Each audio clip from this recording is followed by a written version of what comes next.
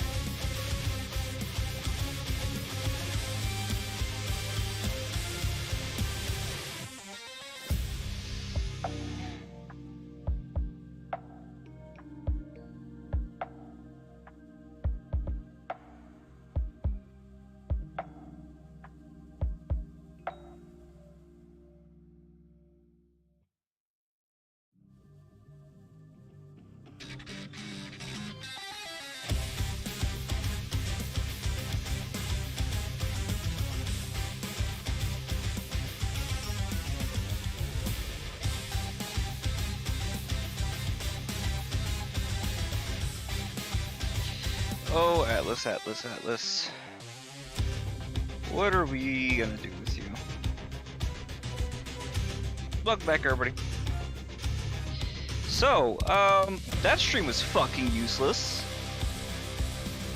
I think I'm long enough into the stream I can start swearing without having it be a huge issue. But also, you know what? Fuck you too. I make no shame or apologies to that. Fuck them. Alright, so I'll probably have to like reiterate this later on, but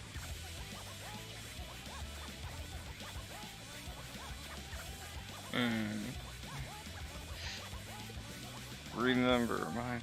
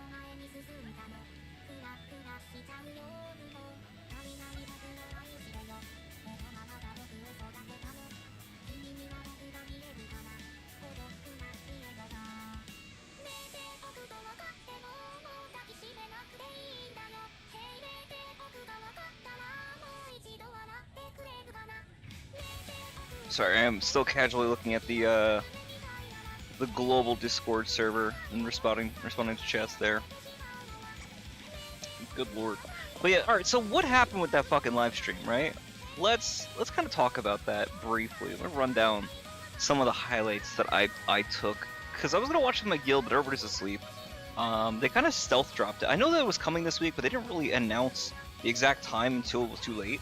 And I had heard they even cut off the live stream chat for a while, but I guess eventually they turned it back on because they were concerned about that. So it's supposed to be an 8-minute video, turned 23, but the core issue really was the 8 minutes. And then there was a little bit of an extra content there for like 15 minutes. So what happened? Okay. By and large, hold on. There was a great summary that somebody posted. Here we go. They buffed Miku's weapon. 10 minutes of schizobabble about some fucking Discord stream. Here's Kotone. We can show literally nothing nor even say when she's coming out. Anyway, this addresses all of your complaints. Here's 600 jewels. Fuck off. That's the like 1 minute conversation about their response, right? So let's expand on some of this. Essentially, what the issue was from at least the dev side of things, or at least what they said. Somebody mentioned that the parent company for Miku might have been partly or majorly responsible for how dead the patch was. because they don't want a lot of story content with Miku collabs, and to save face or because of the way the agreements were, they can't really go into detail as to why, so they're just taking the hit on themselves rather than throwing appropriate parties under the bus. But I don't know that that's actually the case one way or the other because they're not talking about it. So, what they did mention is that they're apologizing specifically and mainly to the Japanese audience because there was miscommunication on their part for what to expect with Miku's patch, or how strong Miku should be. So what the hell does that even mean? Also, let me do this so I'm not doing the fucking copyrighted song. So basically, they never showed official numbers for what Miku should be getting in terms of let me turn this down a little bit too. They never showed like harder numbers in terms of what to expect for her kit, her abilities, her weapon, anything like that. Because as they said themselves, they were still working on those numbers by the time of the live streams that they'd shown. And there was 2 fucking live streams about this character. Like 3 hours in total. You're telling me over that time you still did not have these numbers settled in? That's a little bit concerning. And my understanding is this character's been in the game's files since like day 1. Or a significant amount of time. It's at least February some people were aware of this character being out here and even the kit. Which is weird because that means they've been working on this whole time and it still wasn't done? How hard was this? I don't know. But the issue was basically like JP had been given some information from a live stream on the Japanese Discord server. Apparently they've been getting, I would assume more than just one live stream. It seems like they're getting more content than we are on our side. And this is an unrecorded one too, meaning whatever happens there is disposable. Is this one that's actually like you can interact with? Or is it another pre-recorded? I'm assuming because it's on Discord, it's probably something live. I don't know. It's weird. I'm not on their Discord server, and I'd be really curious to see what happens. I don't know anybody that's on there, and I would love to get their opinions on this. But essentially what happened was they brought up the fact that... the hell? Why am I getting yelled at? Come on, man. That was like nothing. Don't yell at me about 11 fucking medals. Come on. Anyway. So, in the live stream that they had on their Discord server, they were showcasing, or they said that they showcased a dev build that was more tailored or had numbers more akin to the CN side of things. They did not properly or did not really use a global version of Miku. So when people were getting ready to pull for Miku when they had all this stuff, they were under the impression that her kit was significantly weaker than what they were promised or what was marketed, so they felt betrayed. Not only that, there was the issue of her whole weapon, and the reason why it got buffed is that on the live stream it happened to mention there was a ramp-up effect, but when they published the weapon, I believe I don't remember if it had that or if it automatically went into the like the full effect from jump, meaning there was no ramp-up. So again, it felt to them like they were getting a nerf. Now, practically speaking, it was a buff because it's more universal, and there's a frustrating thing with things falling off with the Miku, with Miku's weapon works and whatnot. But either way, it's just a weird, unnecessary thing, and just weird communication issues. So, as far as the live stream was concerned, the only issues needed to be, so we're just explaining the fact that there's a Chinese version of the game and a global version of the game, and the characters are balanced for 2 different things, and we're sorry we kind of like, if you were like misinformed or led to believe the number was going to be different than it actually wound up being. And as for the weapon, like we made some compensation, we gave you guys a buff, here you go. And that's it. That was really the entirety of the fucking 8 minutes, it's just talking about those 2 things. Hold on, let me see where the other thing was. If that was like the exact end of the 8 minutes, as I was talking to somebody else who doesn't play this game. Let me see.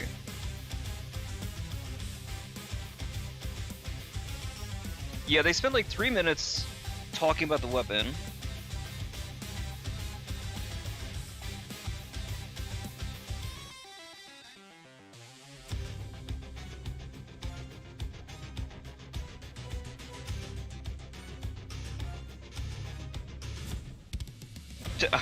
There was a dude in chat who said, please keep yapping, I'm almost there. Cursed shit happened in that live stream chat. I don't care. That's less the point.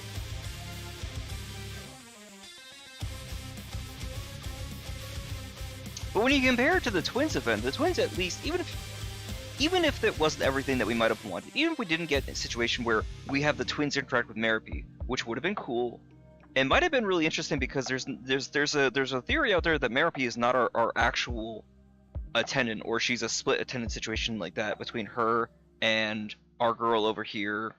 Lovely, where are you? Marthin.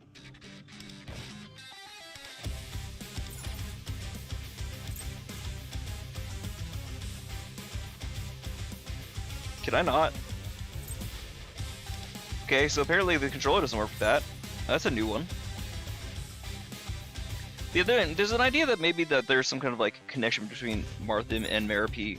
Not least because of the whole bandage situation, but the fact that Marthin has the yellow eyes and Merope really has gray eyes, which is not standard for Velvet attendants to my knowledge. Like, I think Theodore also has yellow eyes, but I'm fairly certain on that. I'm not 100%.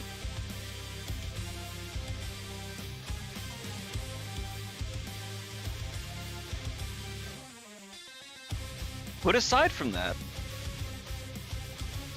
after talking about those two pieces, they then went ahead and started talking about, oh, the next character that's going to drop is Kotone from Persona 3 Portable. With no extra real detail outside the fact that she's going to be here, and then maybe they seem to be hitting at like Theodore, maybe dropping 2, which is a new one. I didn't hear about that. And it's cool to get confirmation on that, but no when to expect it, what to expect.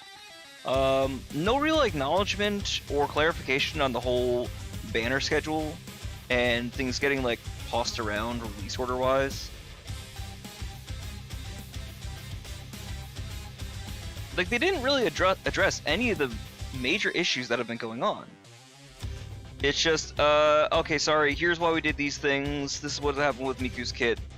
We're not going to talk about the story content, we're not going to talk about the patch being dry, we're not going to talk about the various different bug issues that persist through the game. We're not going to talk about how, you know, them adjusting things is having arguably catastrophic effects on the state of the game and people's ability to like properly plan, which I suppose is like artificial FOMO in some cases. But here's an issue, right? The next character that we get is going to be, I believe it's in the achievements. I hope it's just in the what's the word I'm looking for? Like the files, or if it's actually there in the achievements. Let's find out. Yeah, it's already here. Beach Flower Minami, right? So here's the thing about Minami, who's our Summer Marion. How do I explain this? My understanding or expectation is that she uses the next tier of upgrade materials, because every single time we get these characters, right, they're tied to some of the story or palace rulers. In these circumstances, or Miku's circumstance specifically, you just have to beat Kyuchi to get the upgrade materials so that you can upgrade her skills to max. There's supposed to be one more that we get after Akashi, which comes in the next story content. And that ties into the next like wave of characters, so on over until I guess we get to the end of the 5th palace, right? Now that being said,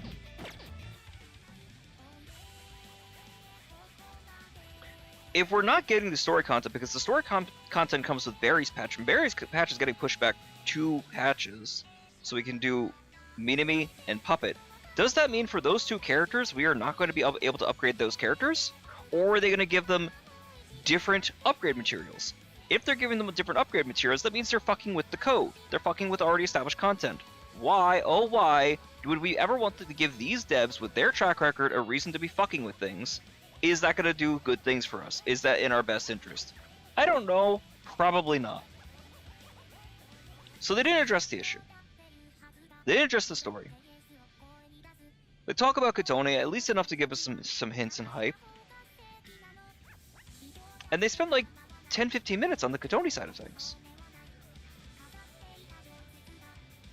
But just enough to say that she exists and that they're working on her and how early they're in production, and some interesting comments, you know, with regards to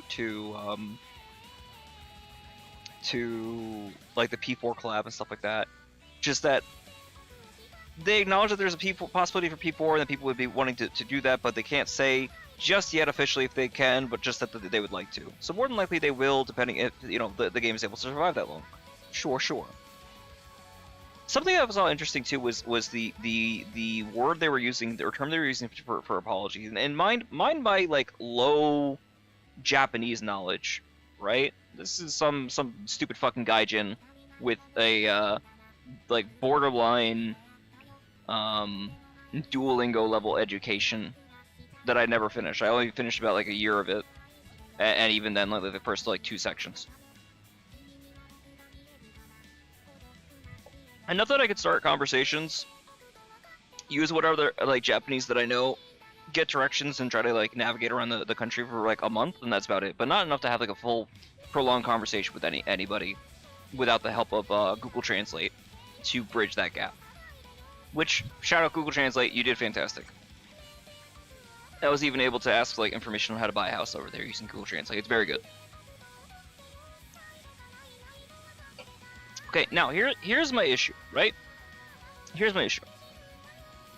Or it's 2 parts. I say issue because there is an issue that I have in the way things are kind of like discussed, or some things that they did, and maybe this is me overreading into the culture, but I'm gonna butcher the pronunciations, like moshiwake gozaimasen, right? So there's like, I don't know, 5 or 6 different levels of like apology in terms of like sincerity, in terms of formality. So you have like your gomen nasai, sumimasen, and there's like what was it? Moshiwake gozaimasen, right? And they would say that quite often, which is basically like, say if like you're my bad, you're like I'm sorry, like this is in a level of like I have no excuse, right? Like I have no excuse for this behavior.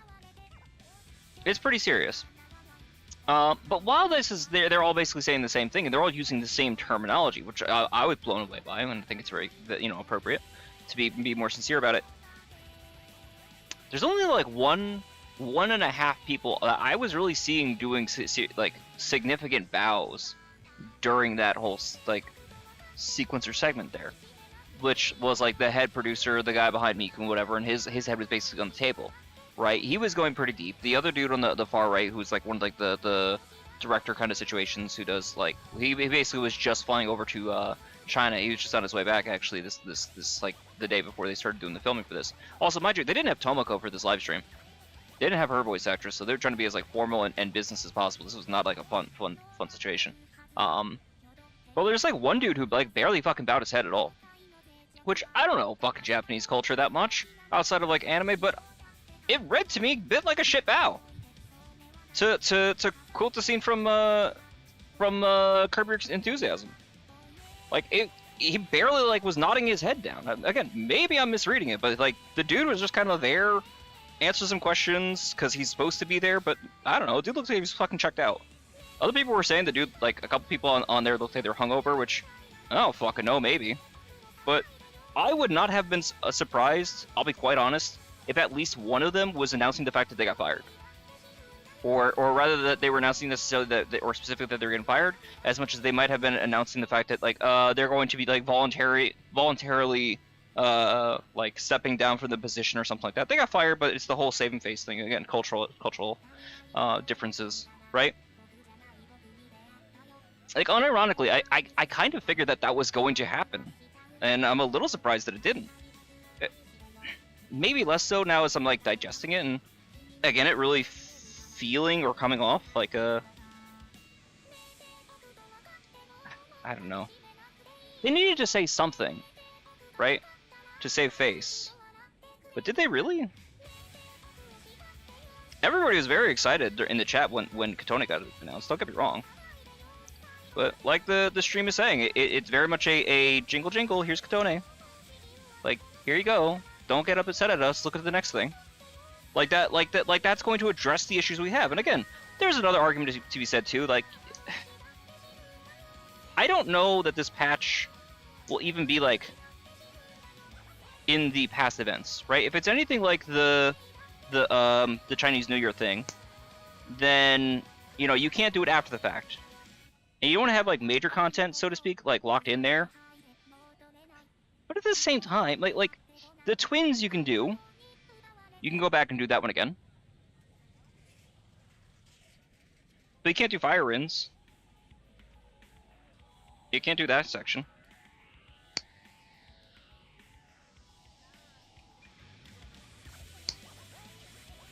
So I don't know. I don't know what exactly I would have liked for them to say that would have made me feel like A, super happy, and B, feel like our voices were being heard. But I tell you what I heard in this stream was not it.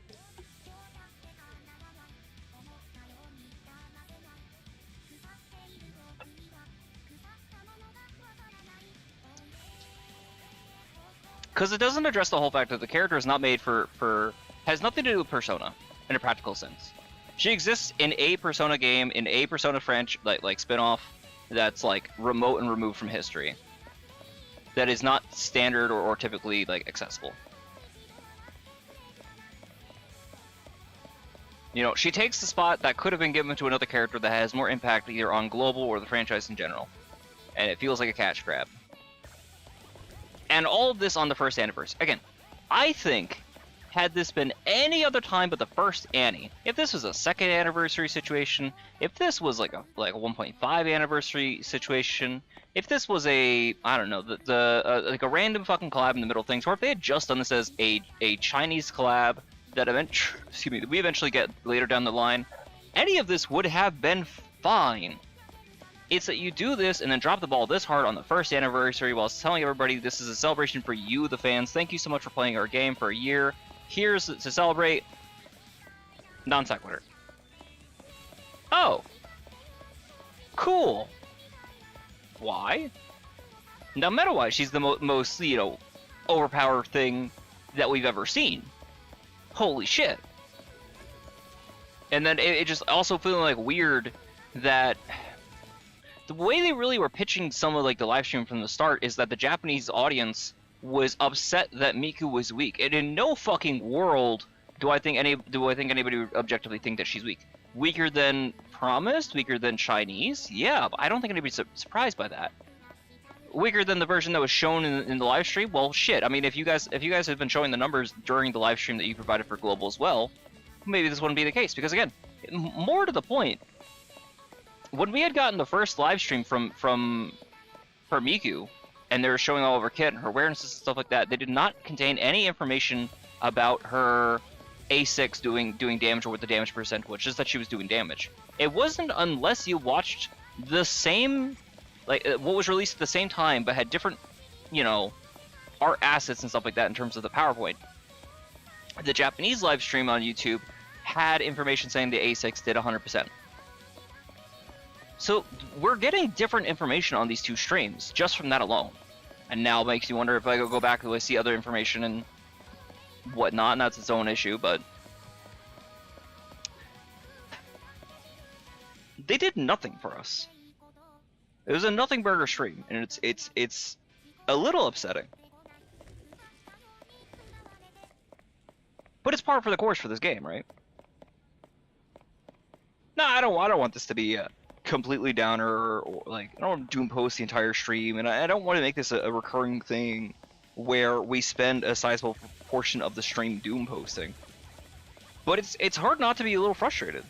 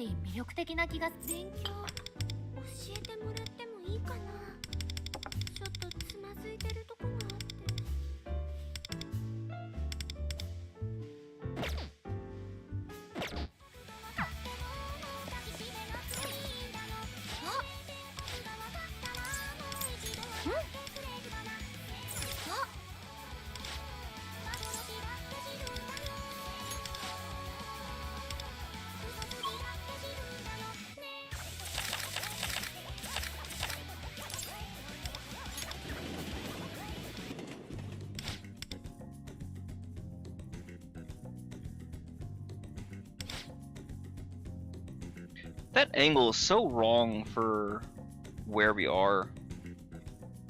I don't think I've really noticed it before now, how much that looks like a piece of paper on the wall.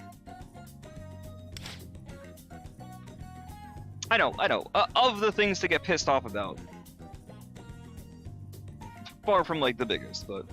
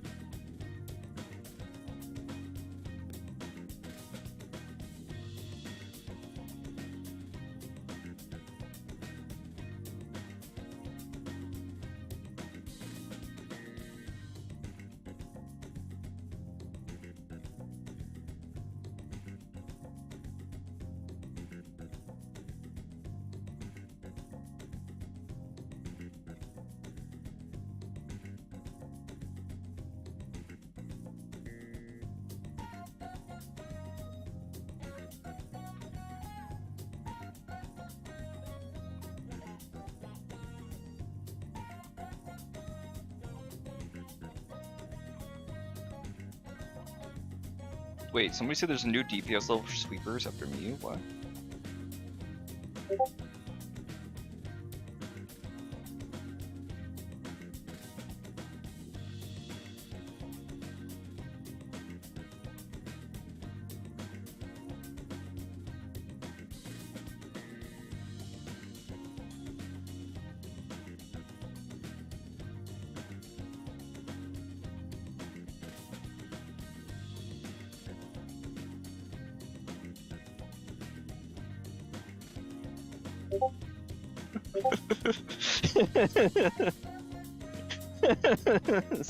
Somebody's LARPing.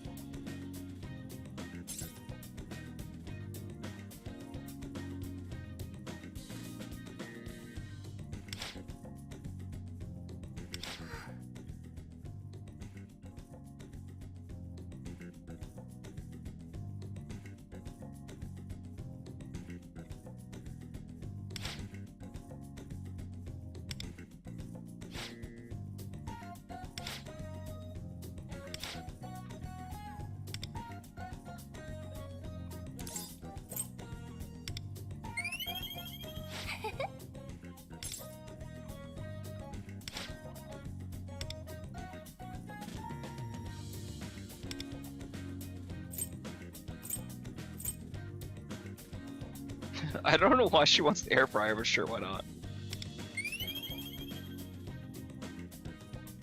It's so weird and funny to me. I know your mom died and you're bothered about it, but have an air fryer. Fuck, how weird. Is that enough to get me to 11, or probably just shy of it, right? No, maybe.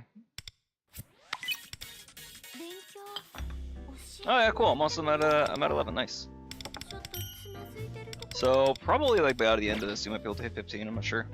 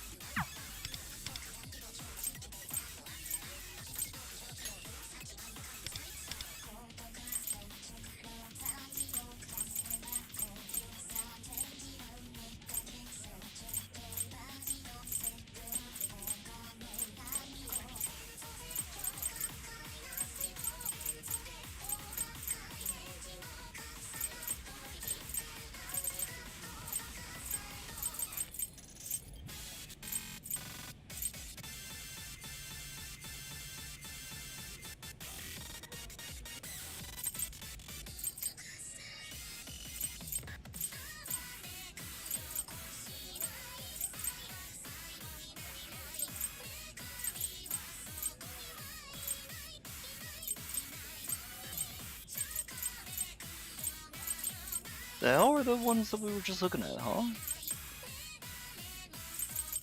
The hell is the 1 year Annie?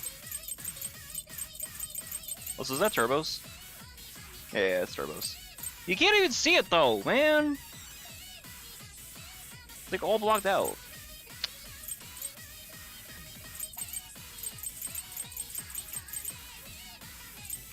There it is.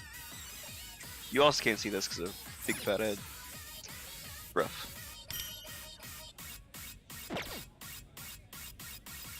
I still don't think the devs ever responded to me about my fucking badge issue.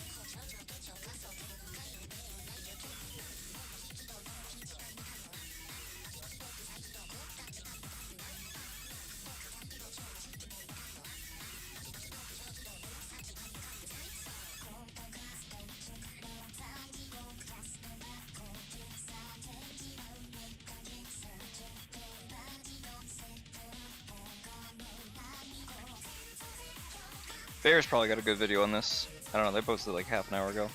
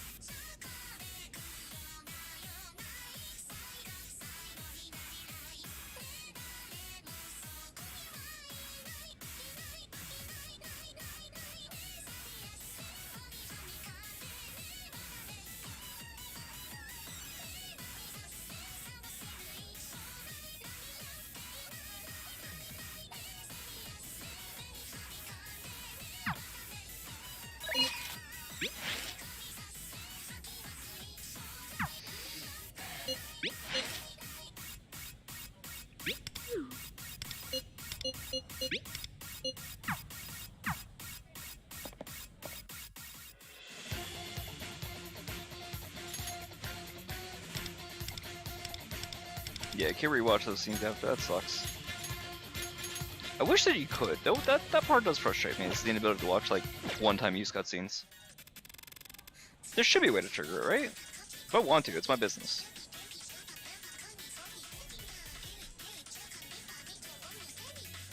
No. I don't know, maybe there's something to do with like flags and the way that some of these cutscenes trigger, but then just fucking mark it as a thing to be like replayed separately. I don't know, there's gotta be a way to be able to replay that without like reigniting flags, and if you get the flag again, then fucking, you know, then what? Unless there's like an issue of like you leaving and then unmarking the flag someplace? Probably not, surely, right? Dog, I don't know.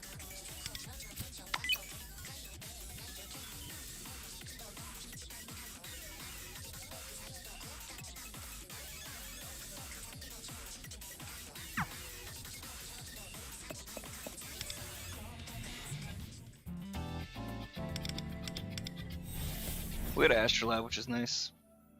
I don't know what to do for this though. We have Sweeper. Let's try to map this out, right? Let's think.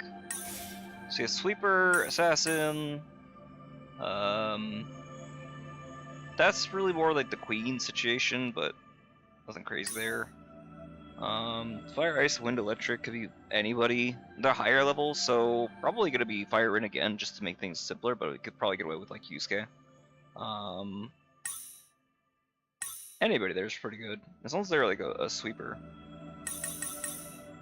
Who else do we have for sweepers? Actually, let me check that. That's a good question.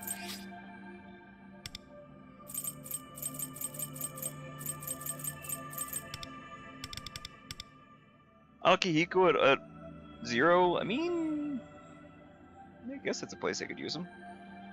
I think he'd be a little over his head though.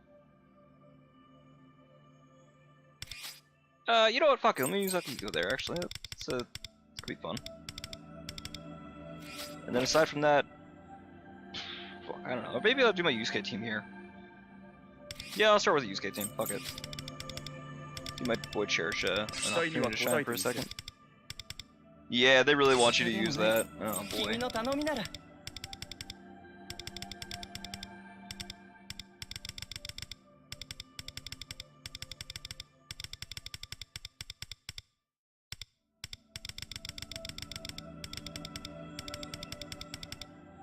Where the hell is... There she is.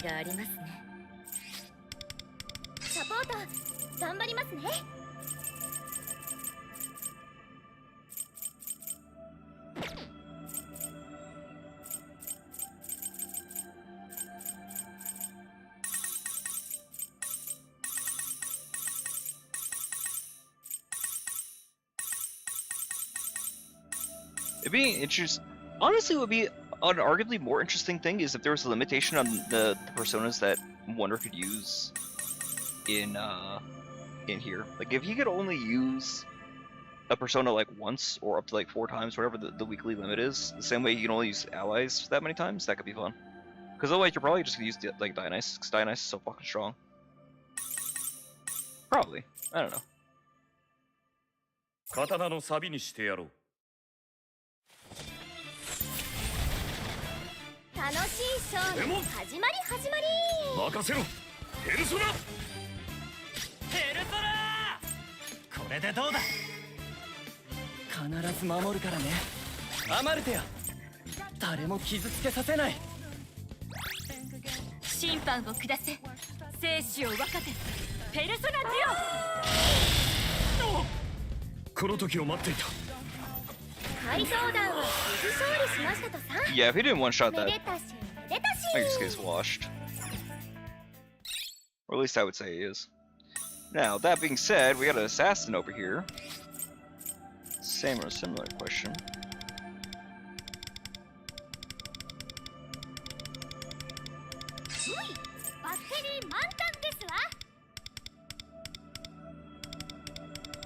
The hell is my turbo?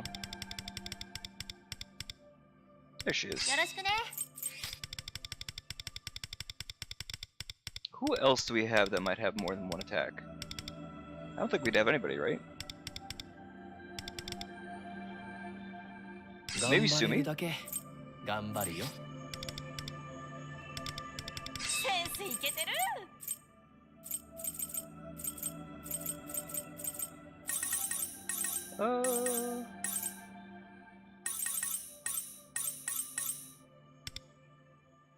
Yeah, it works, I suppose.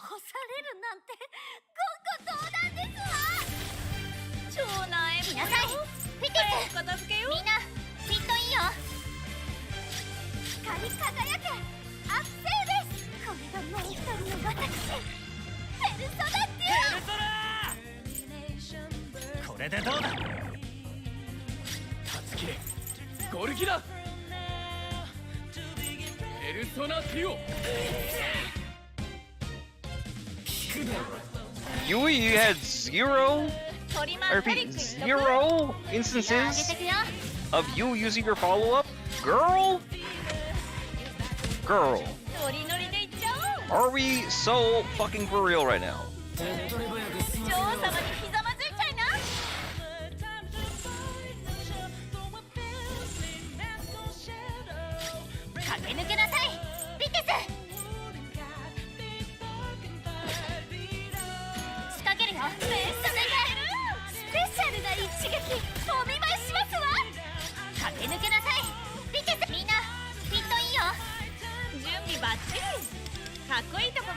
Only 7,000 attack. I mean, to be fair, she's not using all of the best stuff right now, but goddamn, dude. Oof, look at these fucking numbers, man. Surely if we gave her like the full comp, she'd do well, right? Right?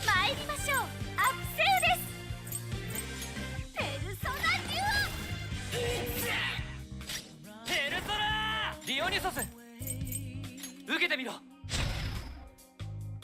準備できたよゴルペルソナデュオ Right, it's not any skill, it's specifically attack skills, right? Oh, fuck, dude. 少し痛いかも The follow-up doesn't count for that? Oh, no. Oh, that's a fucking problem. ノリノリでいっちゃおうぶち上げたいな手っ取り早く済ませようぜいいです私がついてるから And she's down too, so she can't follow up. 参 Oh, りまし fucking ょう hell, ア man. クセ Come ル on. です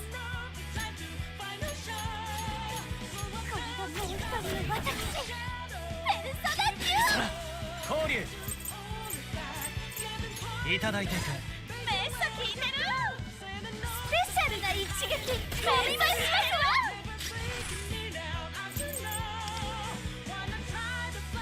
言葉の力を示す時だゴルギラ Rare times I get to see that motherfucker's highlight.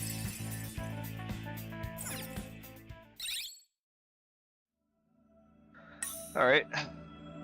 So we gotta do this and then we get 1 Stella? No, 6 Stella, okay. So we'll be able to do that one at least. That's nice. I guess it's gonna be Cord. Probably do Cord and Vino. ババアの力見せてあげようかね任せてちょうだい Or Queen rather, I'm sorry. Oh, I say Cord. Aside from that, there'll be another one for Skull too, so Matoy wouldn't be bad there.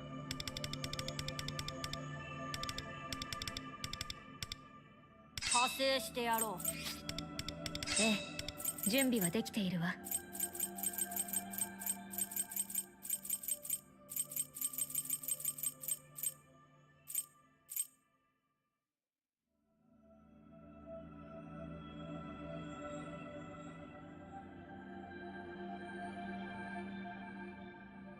Oh, and they do with Almighty. Oh, that's the issue, right?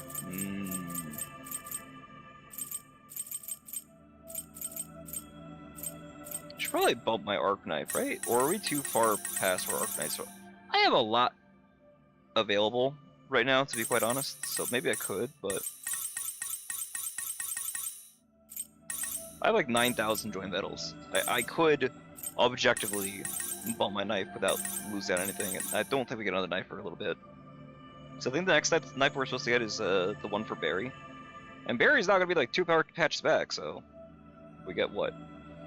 4 weeks of joy medals from Guild Boss, something like that. I think we got like 300, 200 or 300 from that. So it's what 1200 somewhere on there. That sounds about right.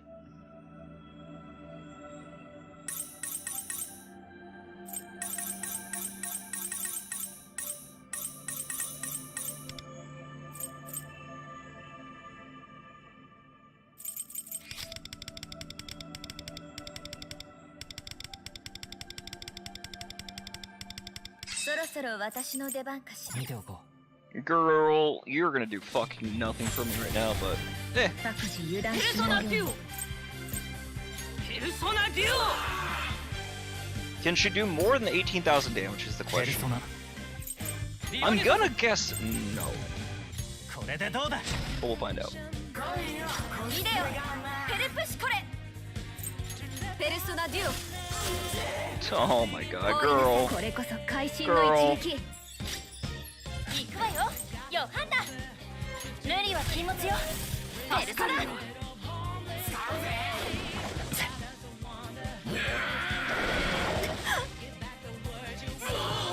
アンペロス今さてどうしようかしらかき回して強めかますよアンペロスペルソナデュオペルソナソロで毘沙門天受けてみろこれこそ会心の一撃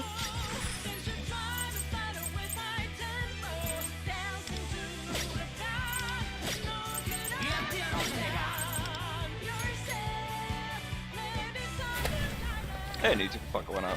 これで決めるフルスロット Dude, when Queen gets her core, it's gonna be ル ridiculous. 踊れテルプシコレイデオペルソナデュオ凍りなさい行くわよヨハンナ速攻でやりましょうかけろヨハンナここはペルソナいい戦いだったわ次もこの調子でね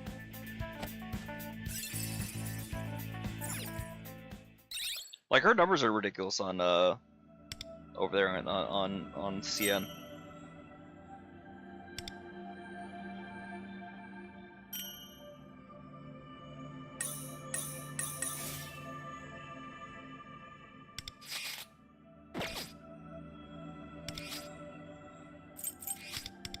Oh, 出動準備みんな一緒に頑張ろ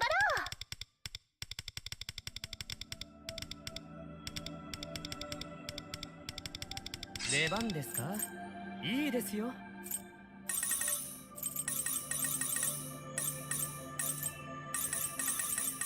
私がみんなを導くからリードは私に任せて行きましょういただいていくレン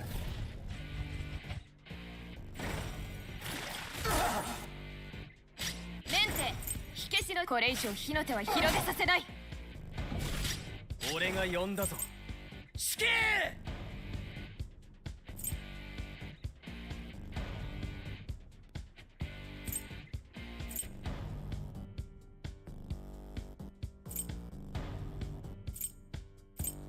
ペルソナデュオそろそろお姉さんの出番かな安寧をもたらしますなんだ私もいけるよ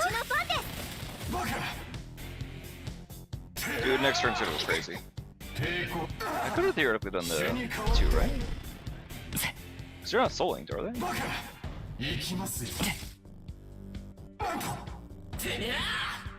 Because they seem to be like chaining そ their ろ burns そろ off お each 姉 other, さん no? の出番かな I'm not sure. 最高のショー見せてあげる It don't matter.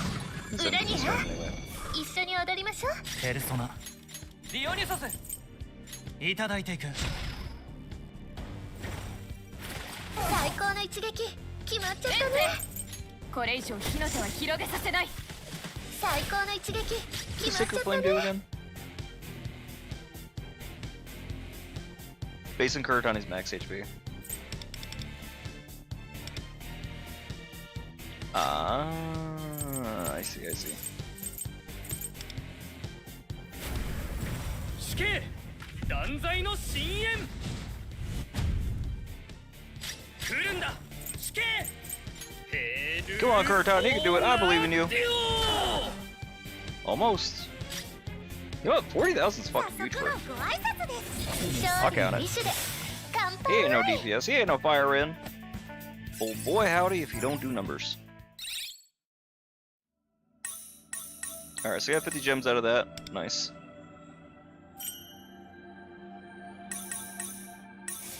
Alright, so I still need another 2. I only have these 2 to go. I don't know when those unlock.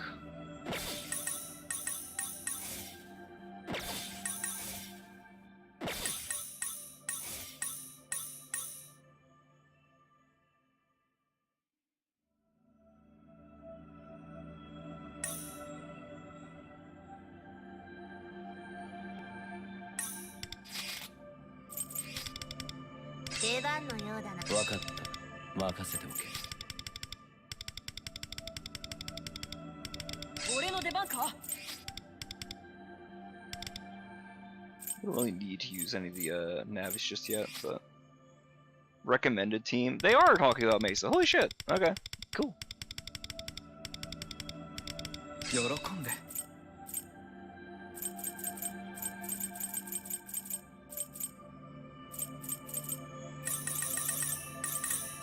We probably could do I too, right? What was it that I did? Hold on, let me see.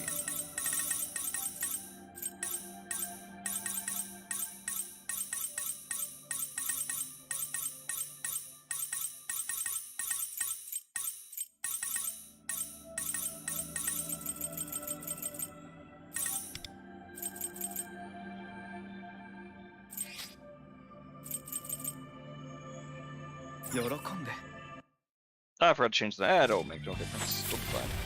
行くぞ They'll kill him right 気を away. 抜くな 時刻点ディオニュソスこれでどうだ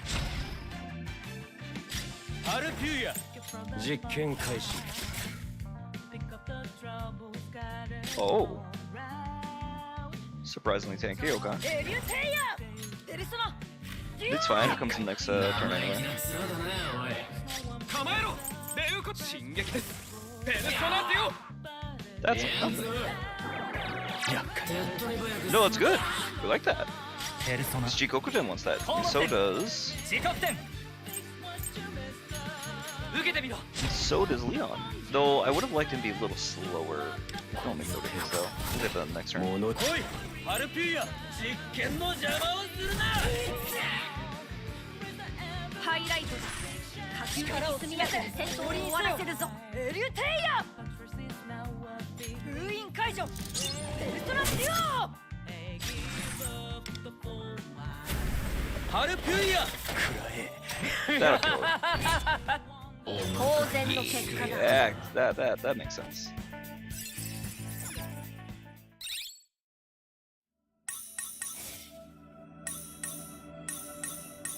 If I had enough tries, I could probably get through the rest of these in one go.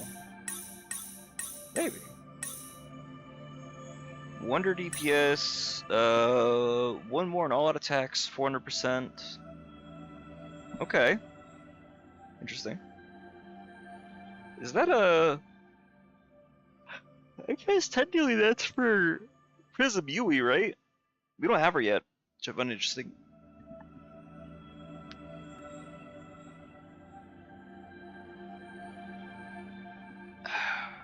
Big stretch, big stretch. Well, that was fun.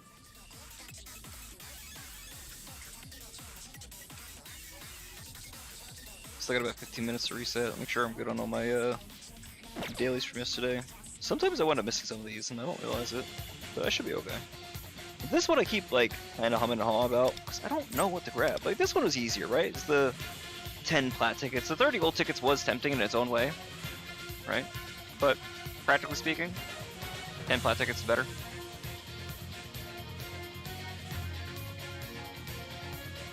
I don't know.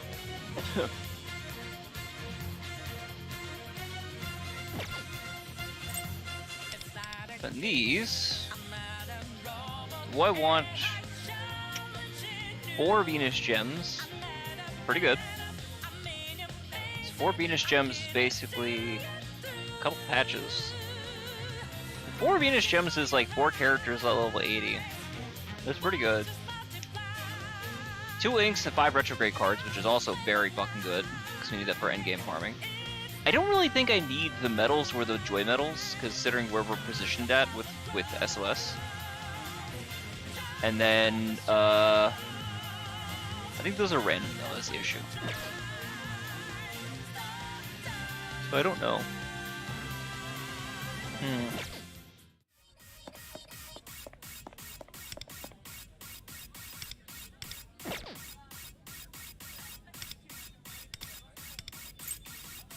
Fuck off, Yui.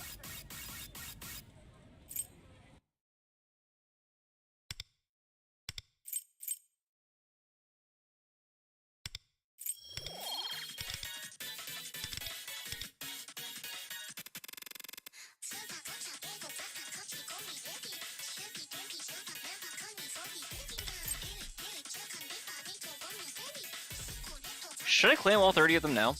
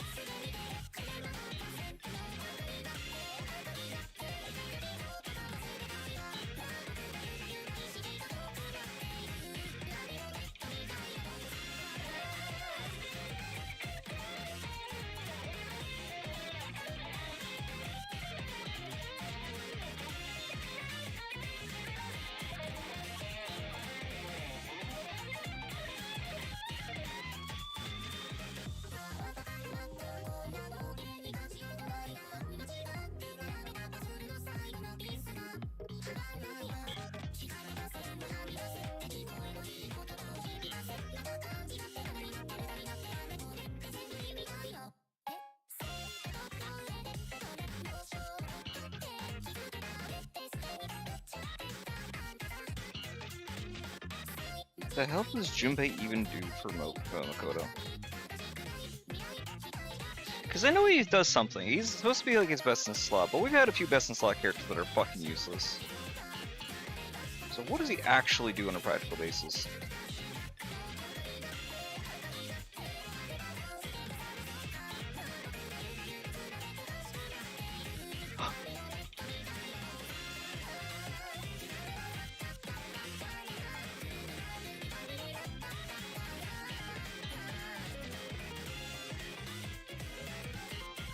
Party power's not a bad idea.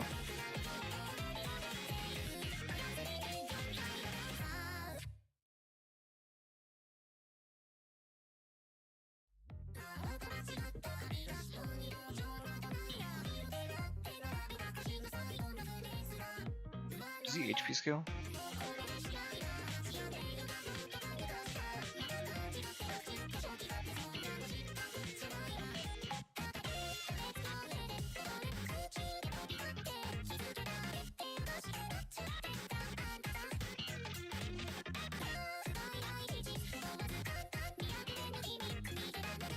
Oh, he gets like a super like sped up like. Oh, he has theurgy every other turn. That's crazy.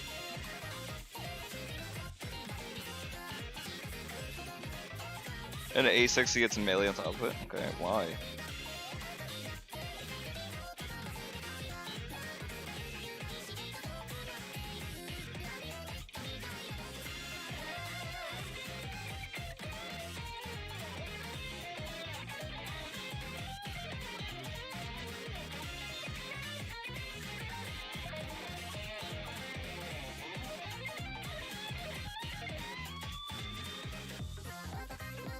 Because he does a whole lot of fire damage.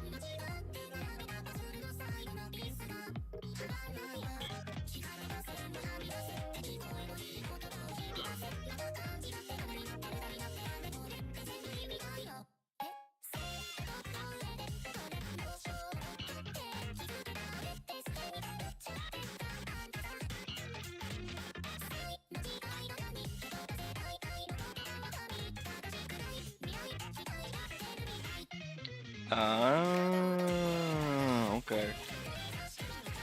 Fire Assassin or Sweeper, then you double Junpei's base theurgy, which is why he's able to get that only in those comps. Otherwise, he's kind of dog water with the theurgy gen. Okay, that's fine. Interesting, interesting. Skill is a shield, less exciting.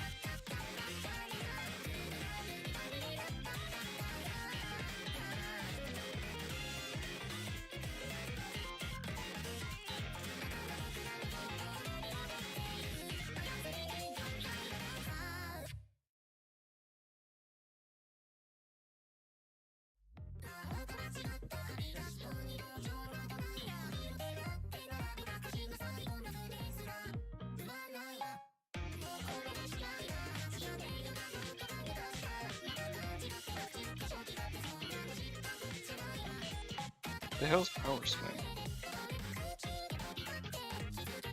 Oh, that's part of his zero, okay. So hold on, if he doesn't take DOT damage specifically.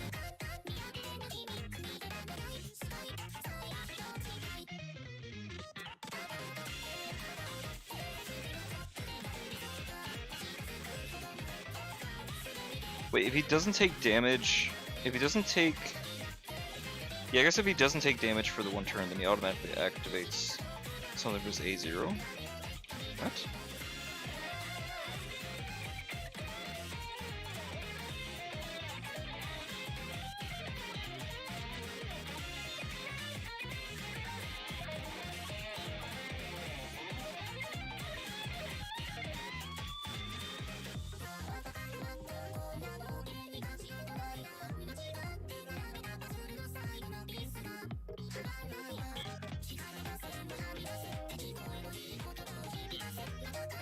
Okay.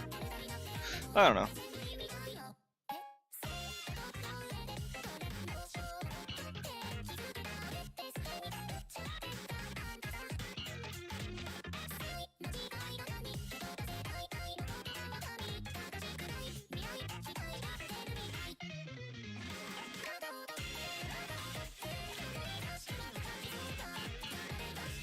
Oh yeah, we can show that thing to that dude. Sorry about that. 見て上記こっちは次のラカ改善私ばあちゃんの体とはいえどこれが本当の私。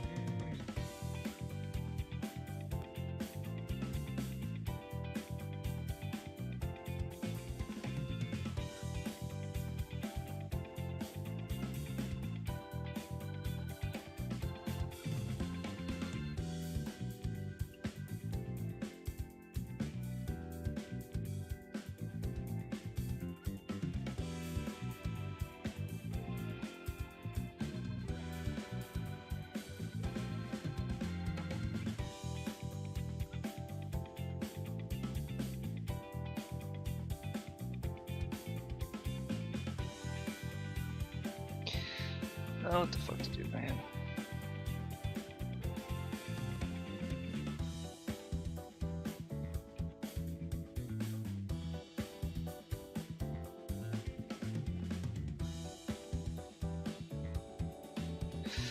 Let's do.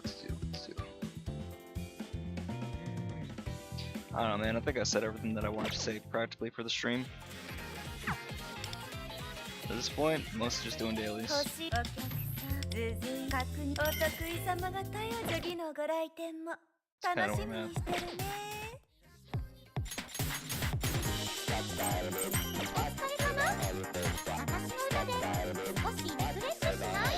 3 days, 1 hour, so 5 o'clock. Today is Thursday. Oh, is it Sunday? So Sunday afternoon, I think is our ETA for this.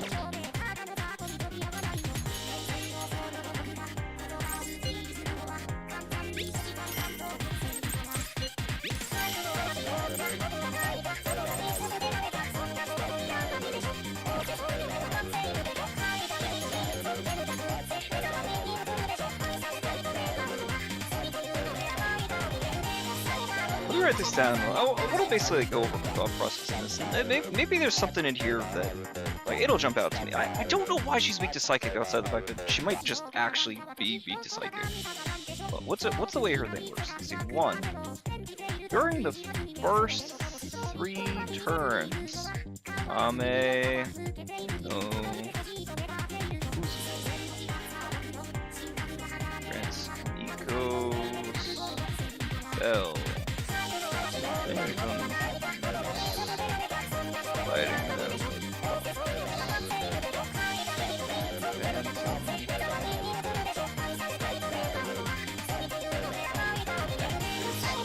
highlight energy goes spell will be transferred. Okay.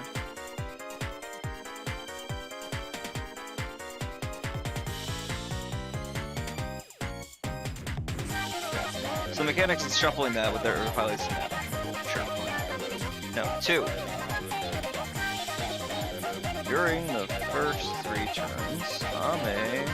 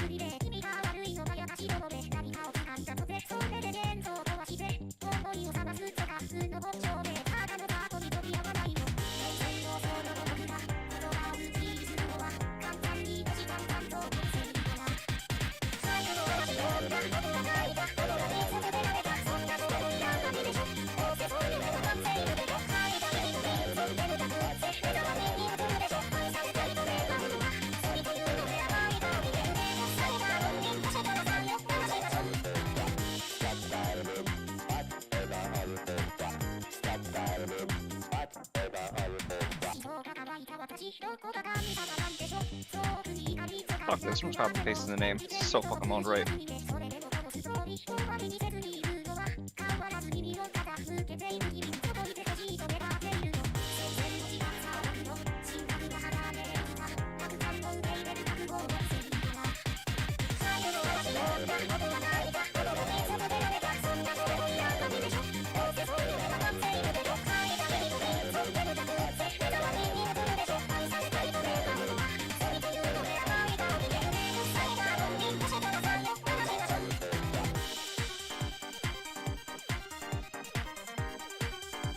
Okay.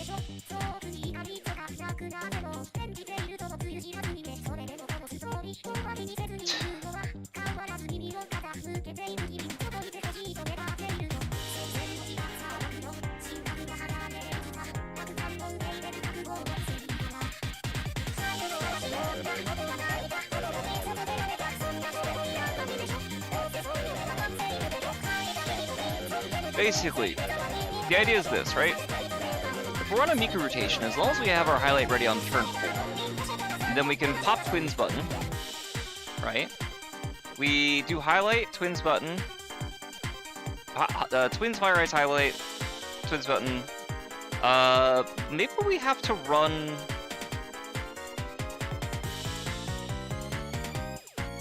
I'm really thinking about running... what's her face?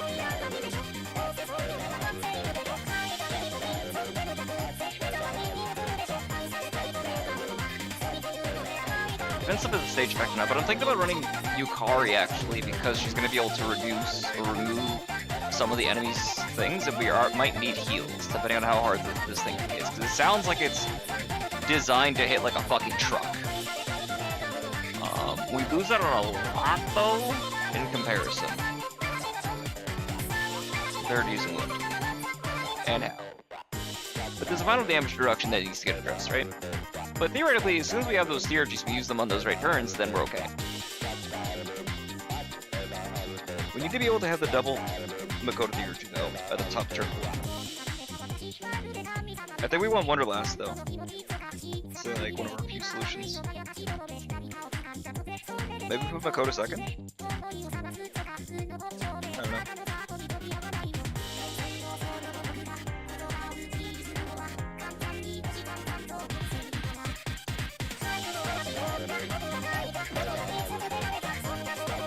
Wait a minute, whoa.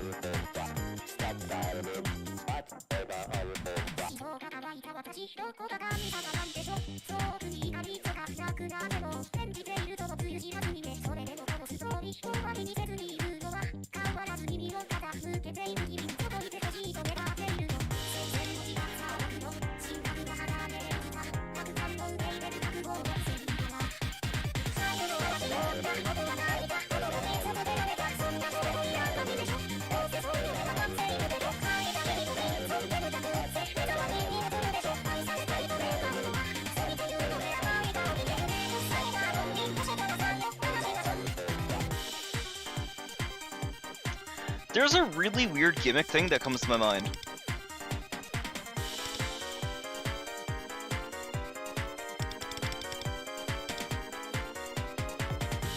I have a really stupid idea.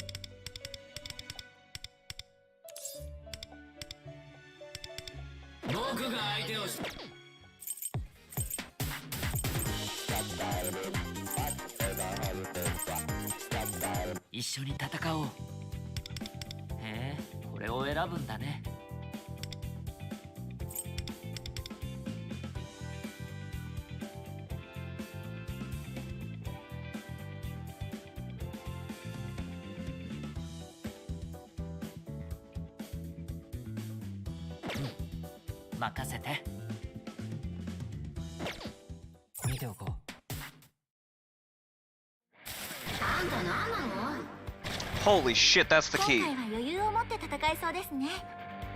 Okay.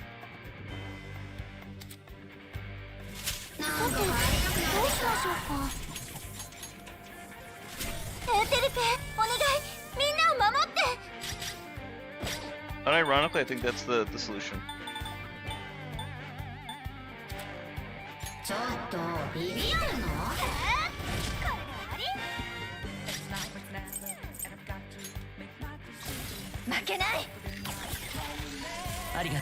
Let's try doing Sweeper Twins. Maybe that's gonna be a good idea too.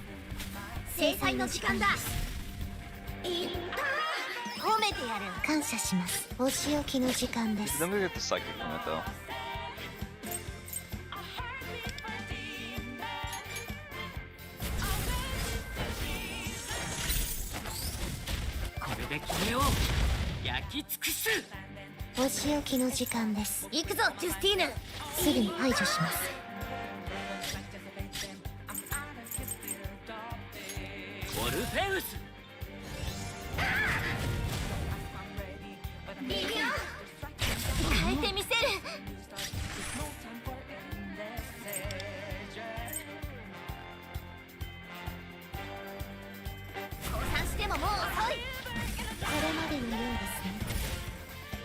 ペルソナ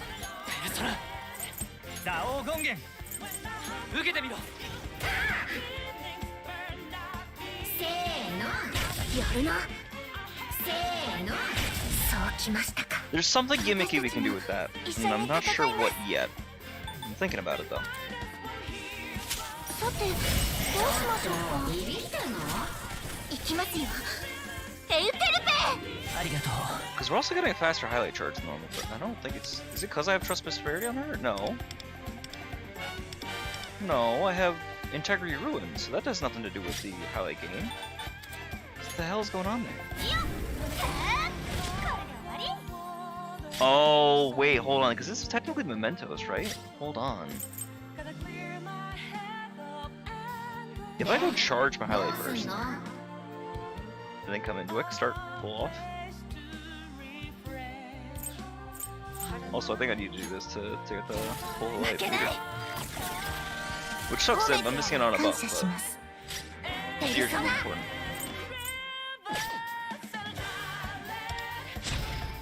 ペルソナ行くぞジュスティーヌ。すぐ排除します。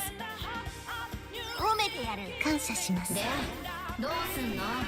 Oh, yeah, and actually any of these would be really bad. I really only want my boy Dionysus, I guess, right? さてどうしましょうか。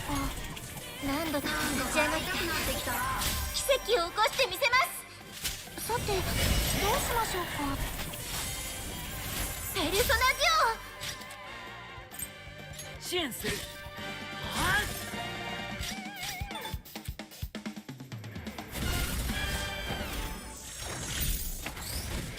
これで決めよう。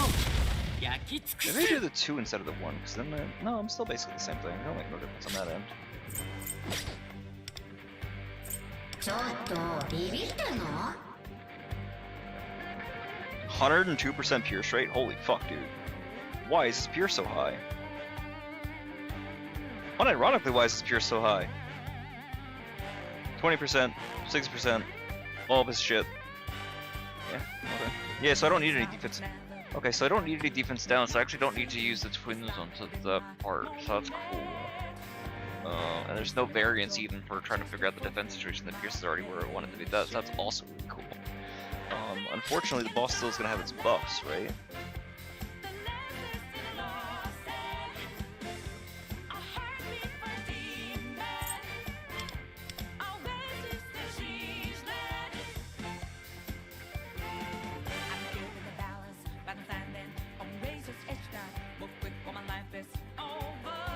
Like, does he not technically have his whole Miku build thing? Because we're in phase 2? Maybe. No. No, that shouldn't make a difference because I just use it now.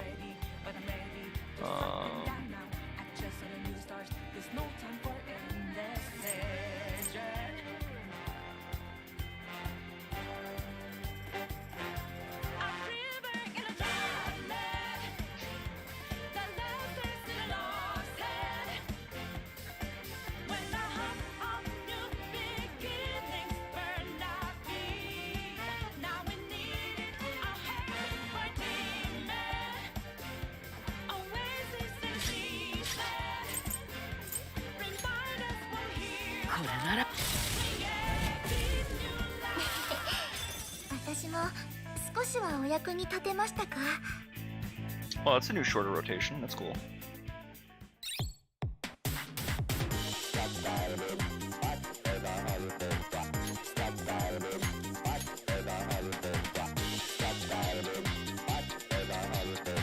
That gives me hope, but I'm concerned about how much HP the boss has.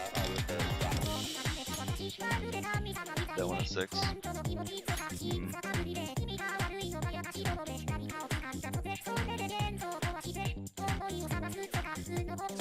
So even if I put him at 95, I think he's still faster than the boss. If I get him slower than the boss, then actually we can do some weird gimmick shit.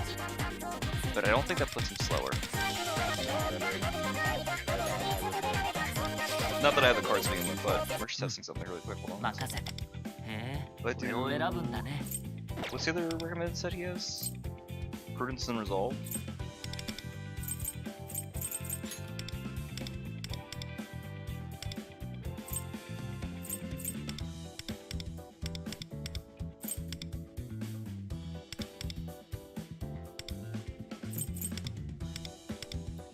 It's a shame about all the other stats being crap, but that's a pretty nice card aside from the speed.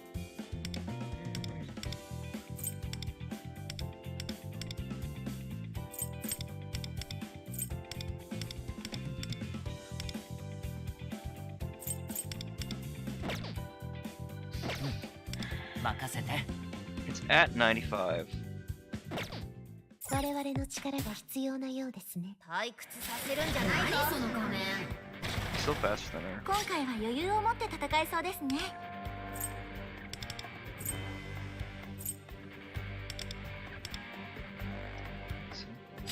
Oh. Hold on then. Wait a minute. Wait. Why is he 97.6? さて、どうしましょうか。 Ah, hold on. あ、逃げた方がいい時もあります。 There's something here. Unless it's from... 天使は死んだりしないんです。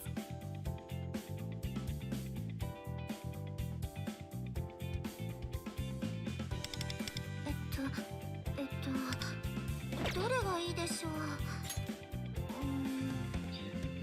Oh, that sucks.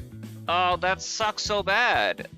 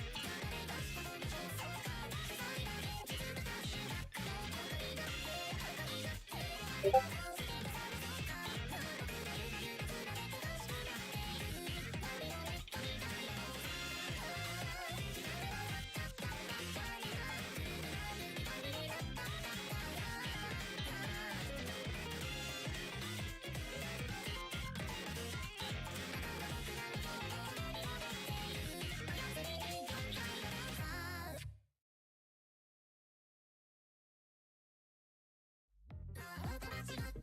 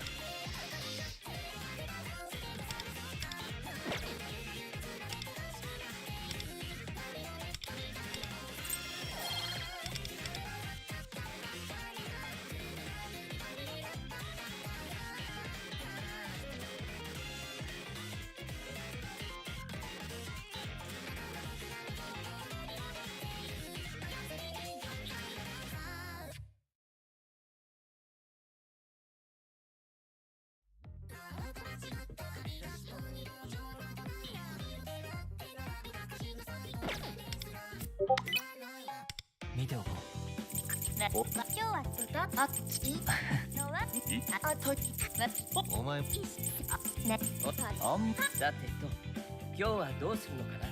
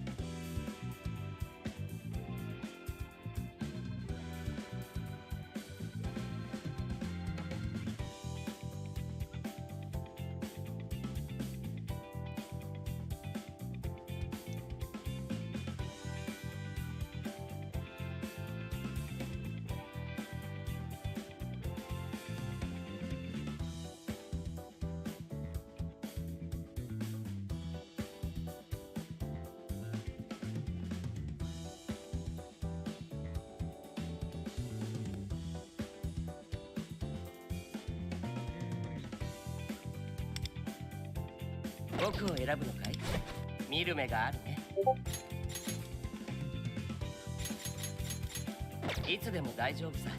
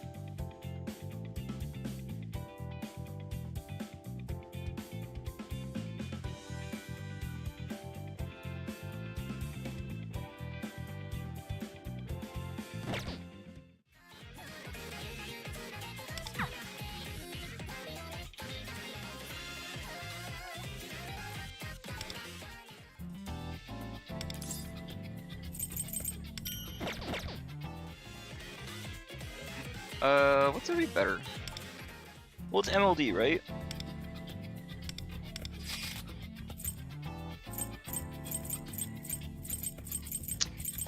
Probably. 今日は呼ばれたからには全力で行く。私が追い風になるわ。 Here's the question, right? Which side's Miku? Which side's does make a difference? Which side is on? Which side is Miku? And doesn't make a difference is the question.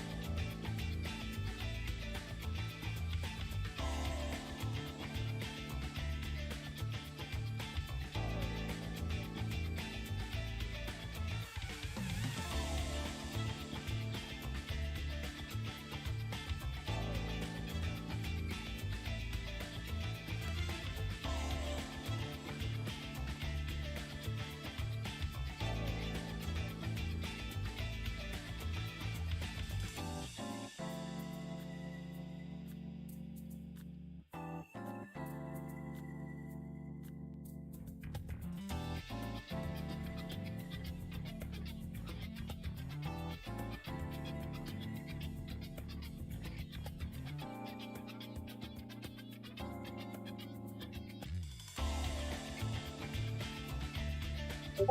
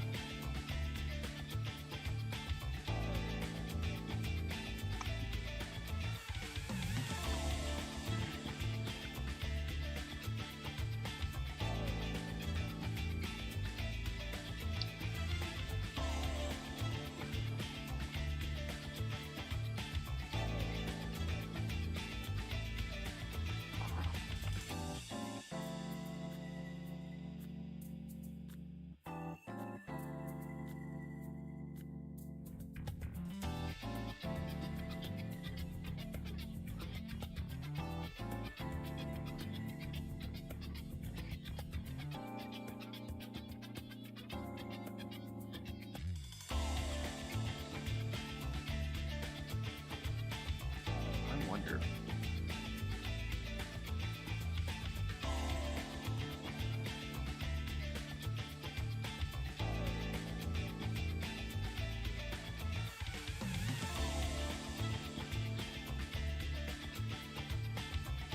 Is she better on that side?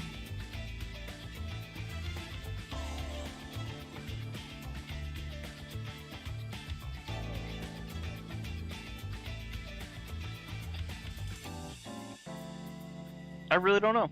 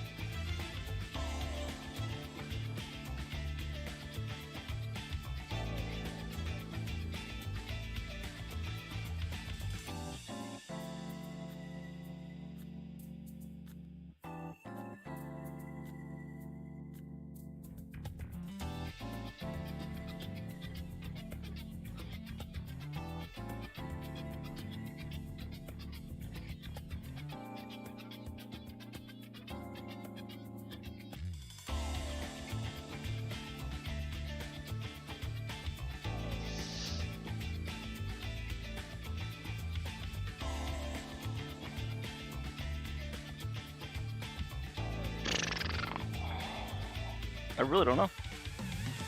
People are mostly on Discord right now. The general chat.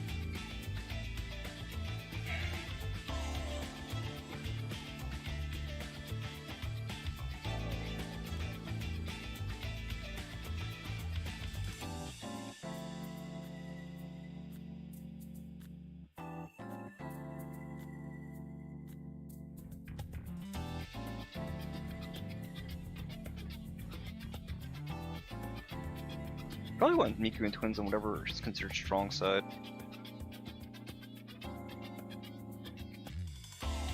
It's also good to test out the whole rotations for Guild Boss, not Guild Boss, SOS, considering that's actually something we were a little fighting with.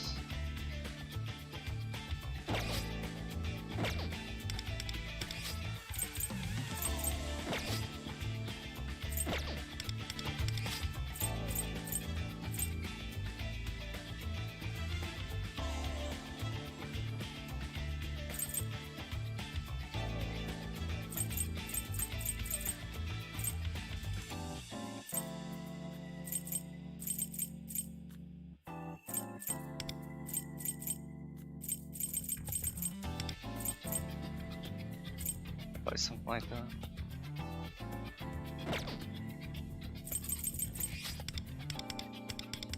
天使は死んだりしないんで、私はもう二度と。よ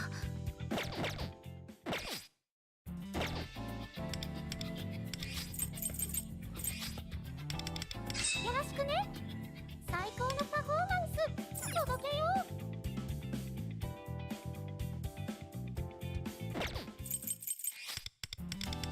楽しくお正月を過ごしましょう。我々の力が必要なようですね。退屈させるんじゃないぞ。出動準備。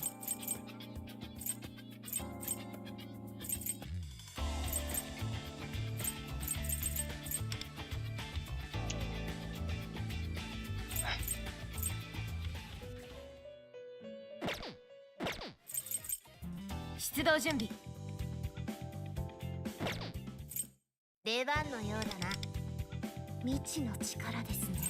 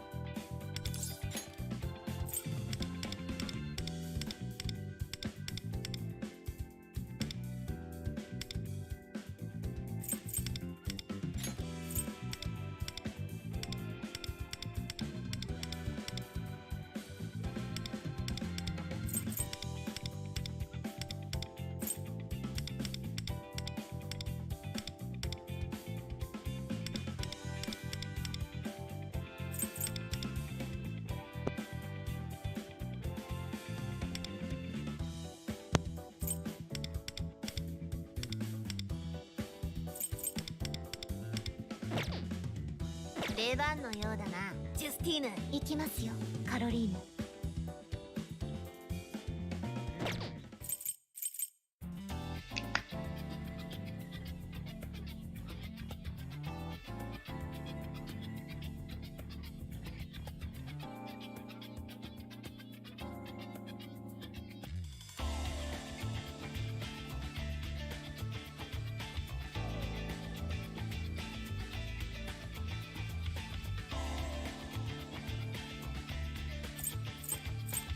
楽しくお正月を過ごしましょう。どうしましょう。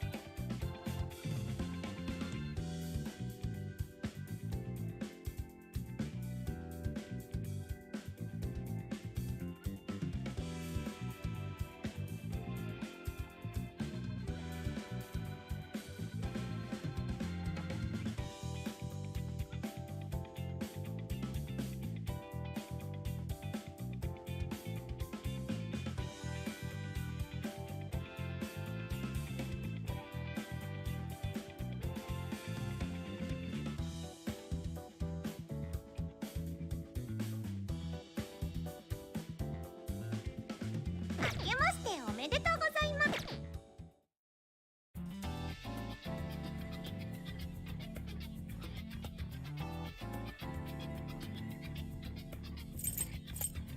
さっさと行くぞ、ジュスティーヌ。ええ、早く片付けてしまいましょう。力になるよ。見ておこう。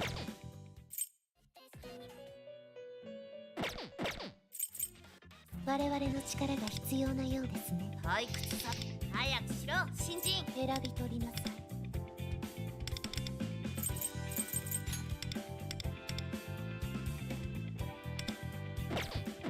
我々の力が必要なようですね。退屈させる。なんだこの力は。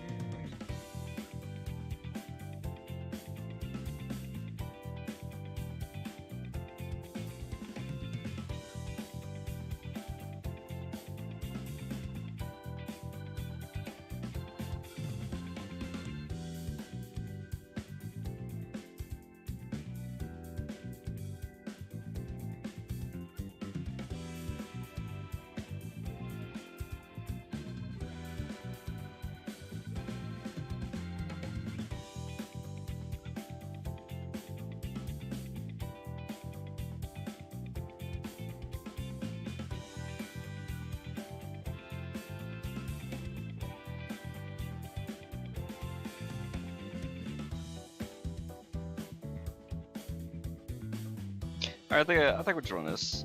出番のようだな、ジュスティーヌ。行きますよ、カロリー。続きは It'll be fine either way. I don't think it makes that much difference. よーし、張り切っていこう。痛いですよ。今のご祝儀ですか？やるな。ぬるいぬるい。ナイス回避。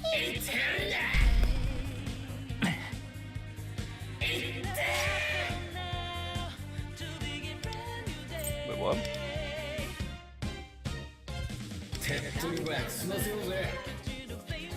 Oh, right.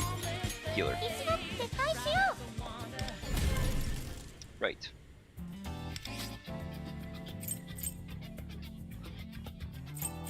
Forgot about that part.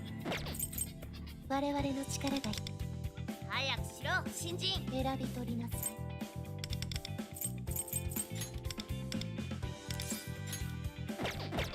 出番のようだなジュスティーヌ。行きますよカロリーヌ。未知の力ですね。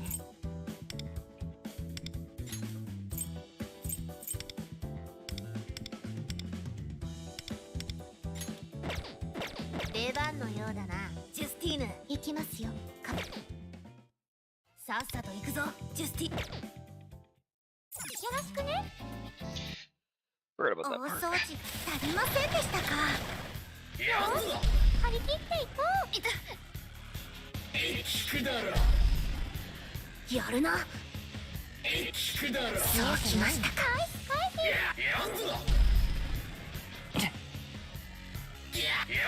やるな。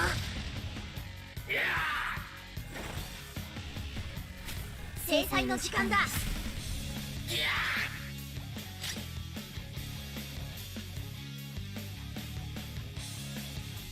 見せてやろう。食らいなさい。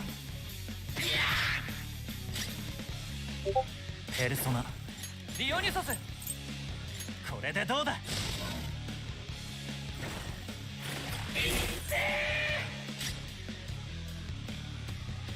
警鐘を鳴らせメンテ。これ以上火の手は広げさせない。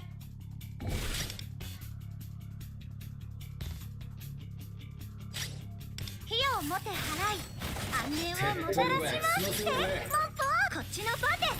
すごい速いですよ。痛いですよ。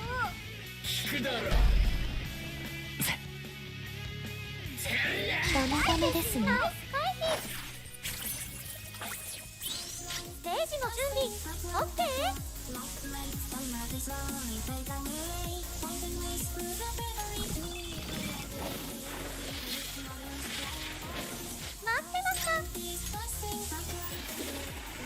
どこまでも響け私の歌。お仕置きの時間です。行くぞジュスティーヌ。すぐに排除します。早いぞいけるよ。ドラと太鼓でお祝いです。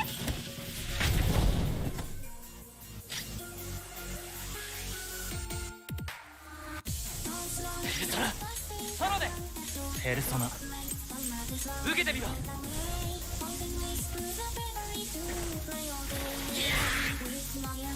メンテ火消しの時間だ。これ以上火の手は広げさせない。早速のご挨拶です。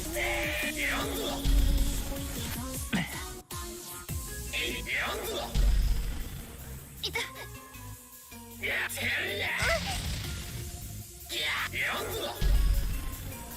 そうきましたか。やるな。ステージの準備オッケー。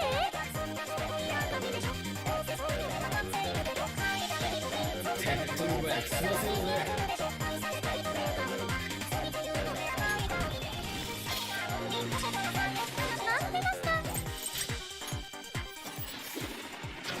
今日も全力で歌うから。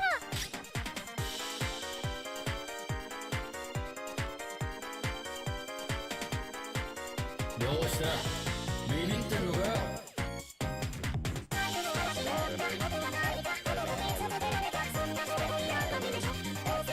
ペルソナ行くぞジュスティーヌ。すぐに排除します。すごい攻撃。制裁の時間だ。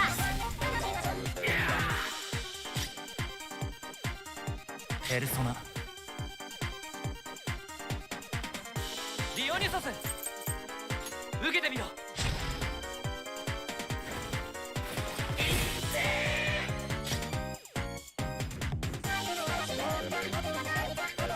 メンテ、これ以上火の手は広げさせない。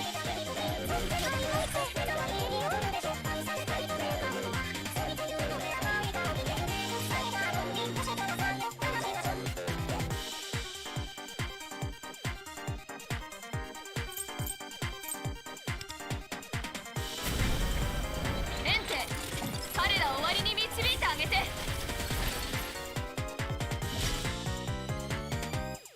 早速のご挨拶です。大丈夫ですか？大丈夫？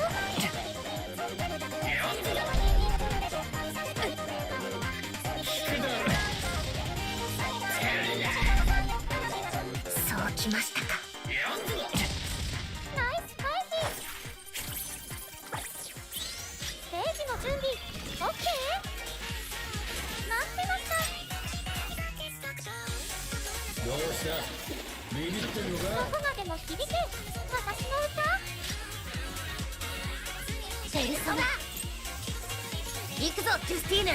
すぐに排除します。すごく辛そう。ペルソナソロで受けてみろ。手っ取り早く済ませよ警鐘を鳴らせ。メンテ、これ以上火の手は広げさせない。ごめんなさい。早速のご挨拶です。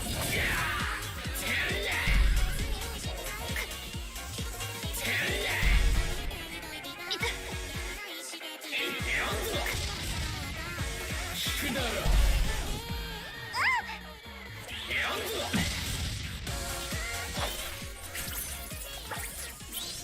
テージの準備 OK？ ス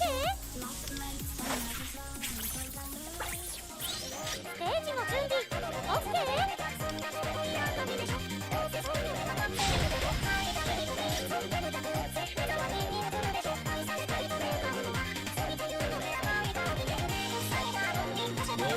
見せてやろう。我らのお仕置きの時間です。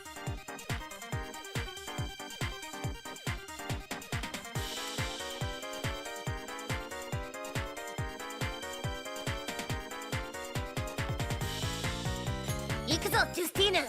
すぐに排除します。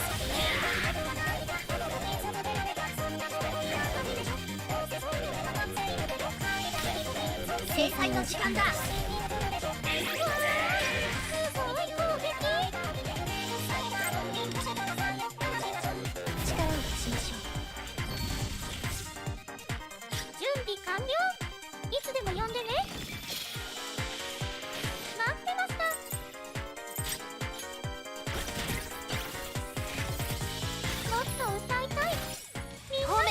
感謝します。ペルソナ、ペ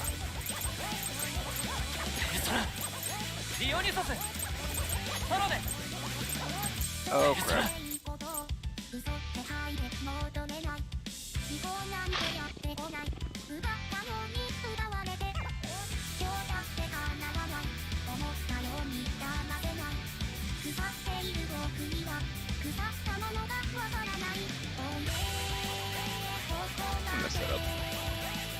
リオニュソスソロで。ペルソナ、リオニュソスソロで。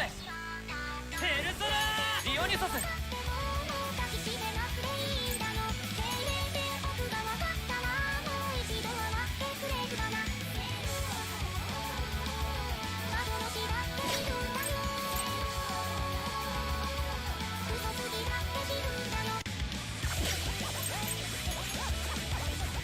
これでどうだ。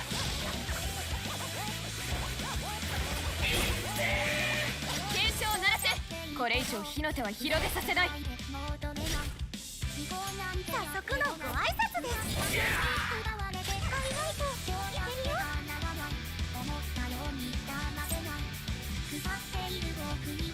手っ取り早く済ませようぜ。ドラゴタイプでお祝いです。ペルソナ行くぞジュスティーヌ。すぐに排除します。ペルソナ、受けてみろ。メンテ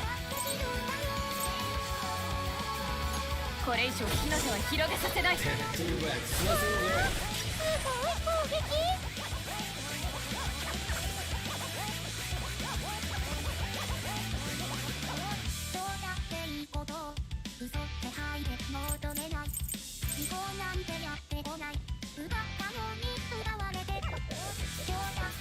So I could do the twins highlight on that one. I think that's gonna. Oh no, actually, they should still get it on their turn. Actually, so I guess I do this. Then these both goes last to the rest of the fight. That's not bad.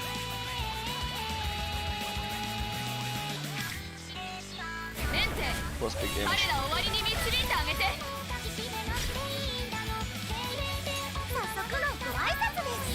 And then we just do twin psychic highlight. 見せてやろう。お仕置きの時間です。 Oh, but I don't get the double highlight. That's the issue. That's the issue. Fuck. I was thinking I gotta get a double highlight. Shit. It's fine. It's fine. 行くぞジュスティーヌ。すぐに排除します。制裁の時間だ。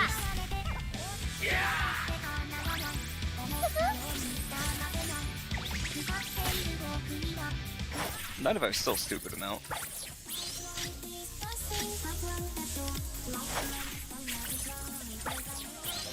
テージの準備 OK？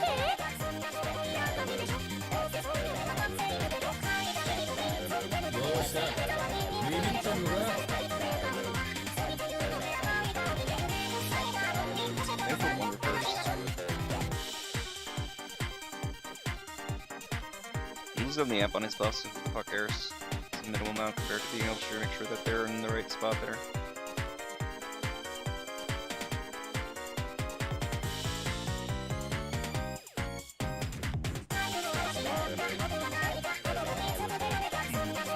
Yeah, let's shift some guys around that. ステージの準備 OK？ 待ってました。今日も全力で歌うから。ペルソナソロでいただいていく。警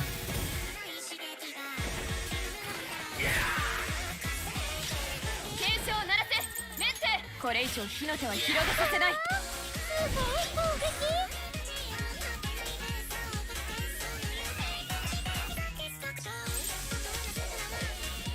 力を貸しましょう。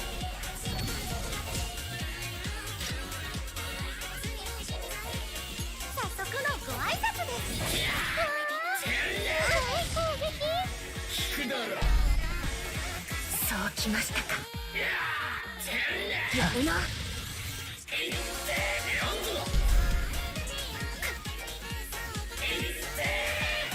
聞くだろ見せてやろう。我らの力を。行くぞジュスティーヌ。すぐに排除します。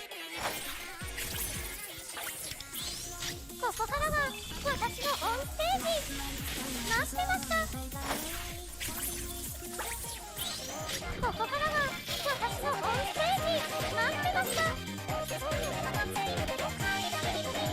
鉄塔はクソそうぜどこまでも響け私の歌。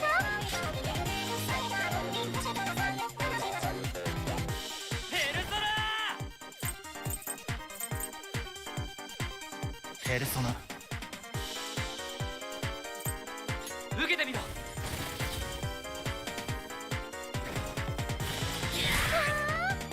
ごい攻撃。メンテ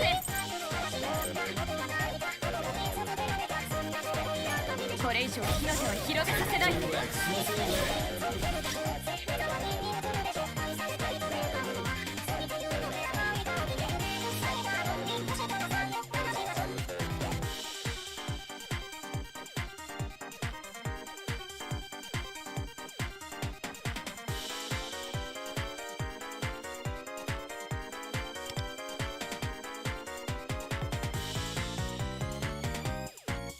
Wasn't even paying attention to the top.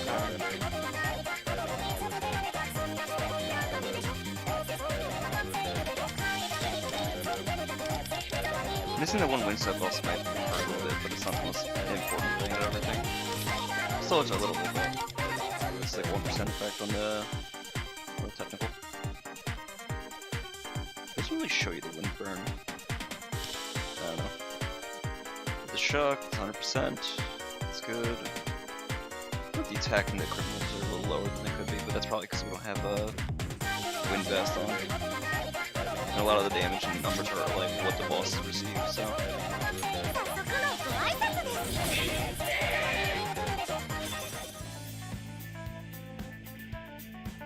2.3 is not bad though. I don't think.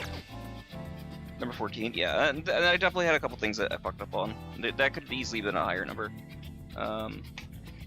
Because I could have had the twins new button in there too. And then, fuck it, I'll just set this one to auto, I think. I don't give it no fucks.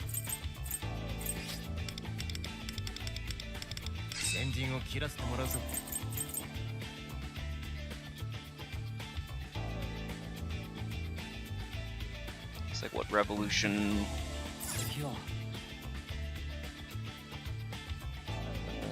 No, it's bad timing on that. Where do I want him to be?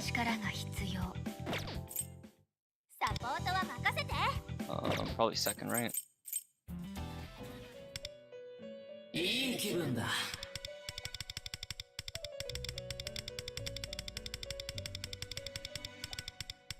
もっ状態は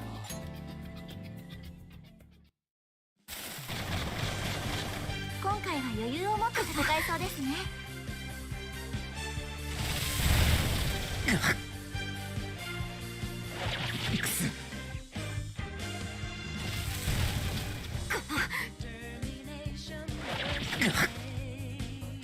歌声よ、届いて。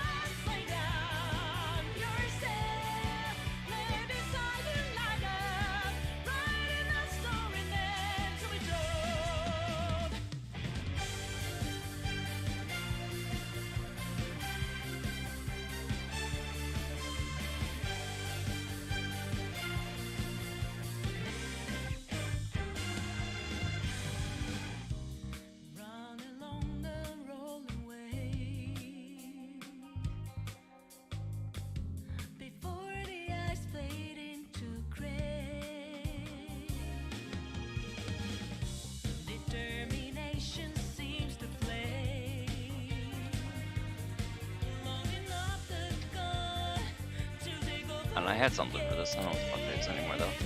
さて、どうしましょうか。 None of it matters.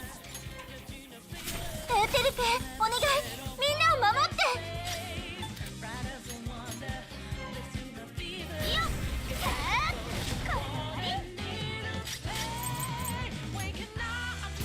負けない。助かったわ。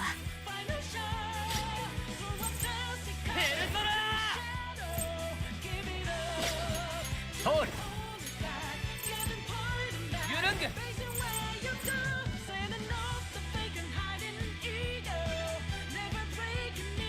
受けてみろ。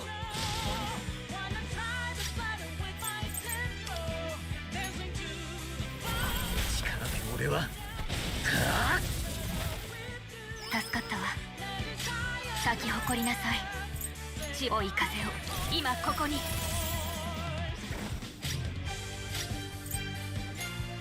ルソナあ、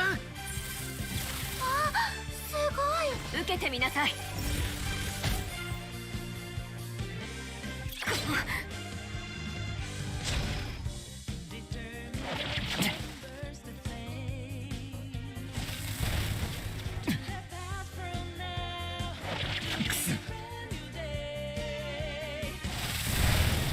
もう歌声よ、届いて。いいよ、これで終わり。歌声よ、届いて。ペルソナ。ありがたい。歌声を響け。いいえ、轟いて。 I forgot to use the fucking button. Oh my god, it's fine. さて、どうしましょうか。 It's whatever. 行きますよ、エウテル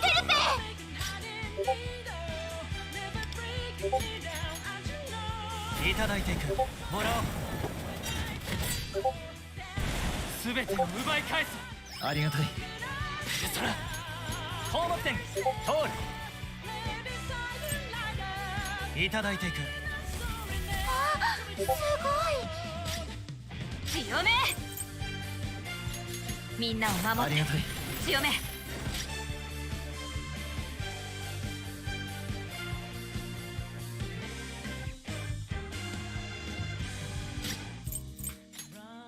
あるぞトリディクス。もう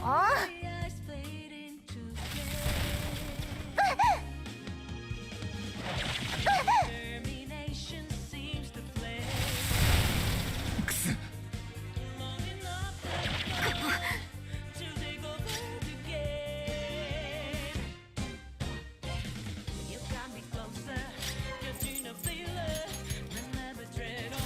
負けない。ありがたい。私たちも一緒に戦います。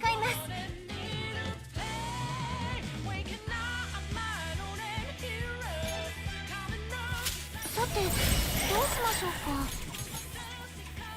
エウテルペ、お願い、みんなを守って。ペルソナユルング。 Ah, I put the wrong fucking thing on there. Shit. I gotta put the wild thunder back on there. Fuck. 通る。ユルング。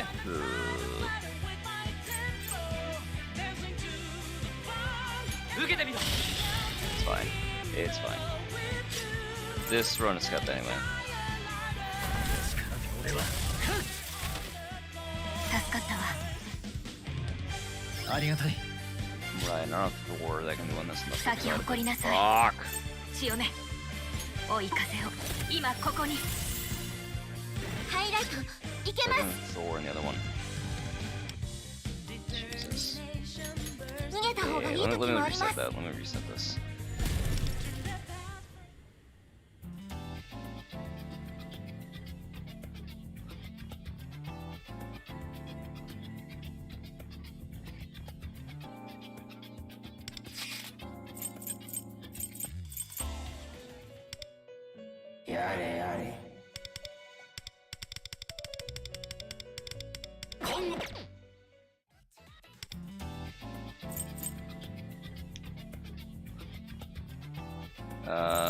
Oh yeah, that's the thing I wanted to do. Hold on. That's right, that's it. Because, well, here's the thing, right? There's Wild Thunder for the Shred. Alternatively...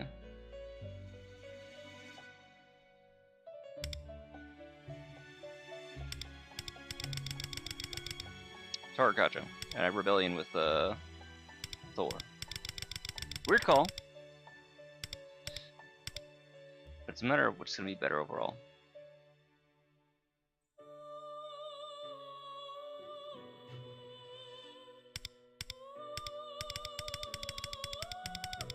I think we do weird things to that, because it's the shred that's kind of fucking me up right now. The down gauge.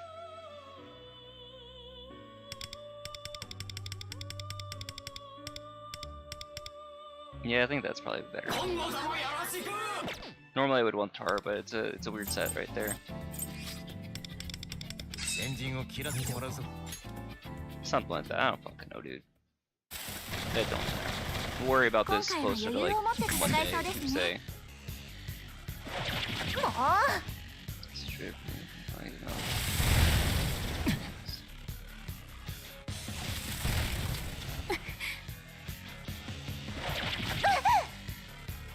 私たちも一緒に戦います。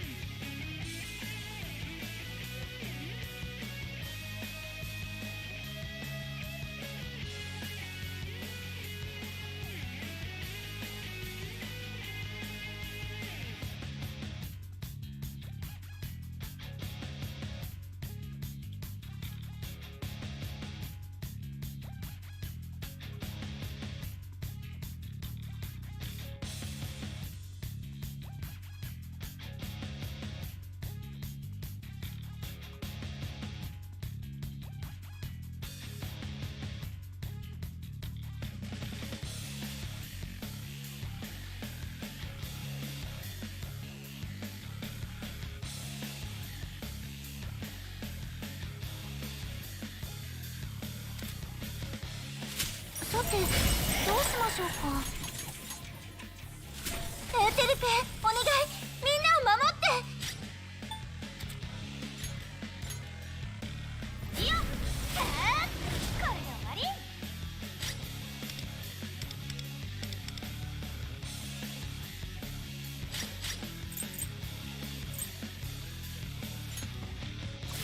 負けない。ありがたい。ペルソナ通る。ユルング、これでどうだ。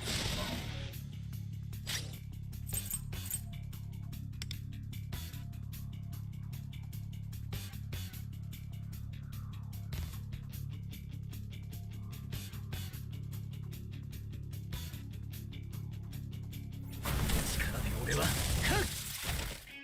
ありがたい。強め。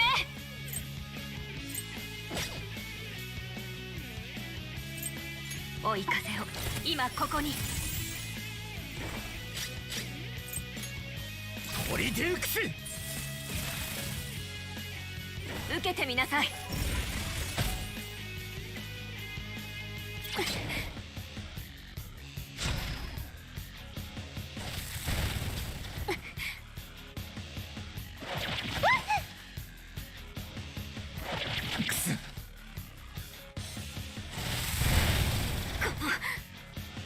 歌声よ、届いて。さてどうしましょうか。行きますよ、エウテルペ。助かったわ。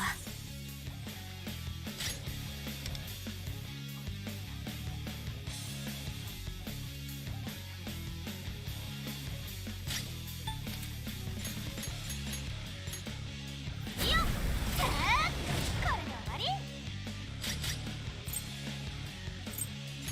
いいよ、ありがたい。ハイライトペルソナいけます。高木点通る。待てよ。すべてを奪い I 返 might す。 not actually be able to do that. Arigato. You know, it's fine because I'll be doing your link ペ later, ル so ソ it's ナ okay. Yeah, it's. ユルング、 eh, 高木点 I 通 don't る。 know, we'll see. これでどうだ。強め。みんなを守って助かった強め。あるぞトリディクス。クス。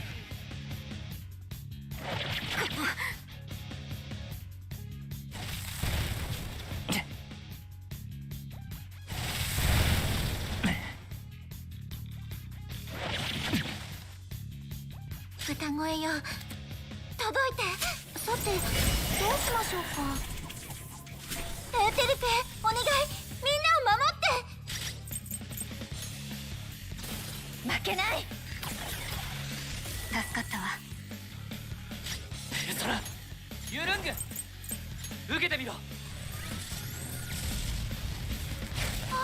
すごい。助かったわ。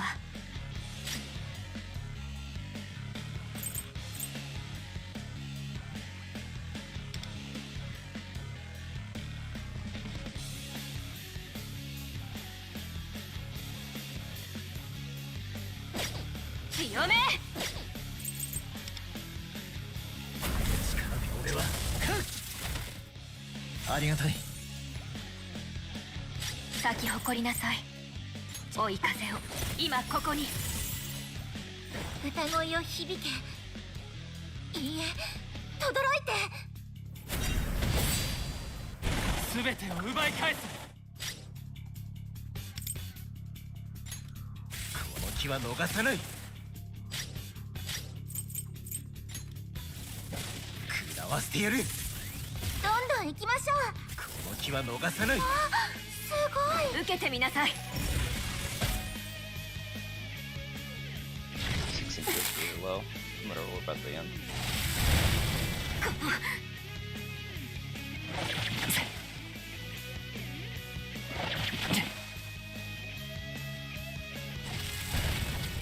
もう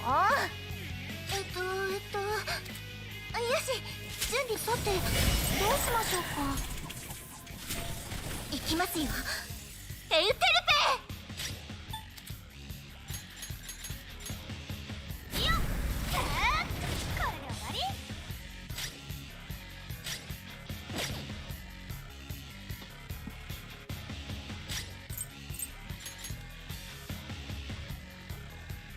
ペルソナ。ありがたい。ありがたい。ペルソナ項目点通るユルング。いただいていく。舞い踊れ。強め。みんなをあ守ってりがたい。強め。トリデュークス。あ、すごい。助かったわ。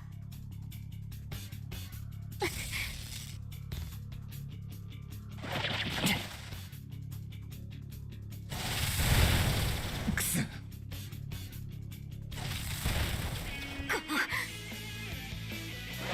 クス。よし、さてどうしましょうか。エーテルペお願い、みんなを守って。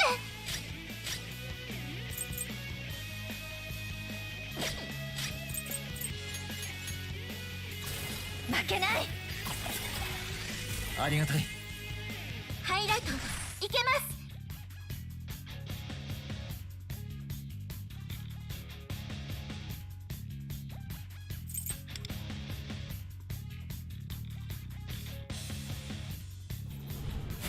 私の思いに応えて強め。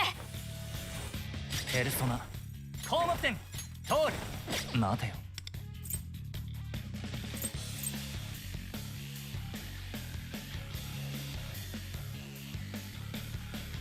ペルソナ受けてみろ。助かったわ。舞い踊れ。強め。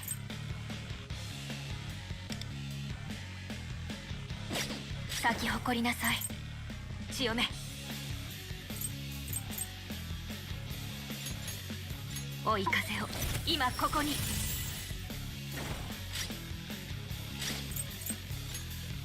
そのあ、すごい。受けてみなさい。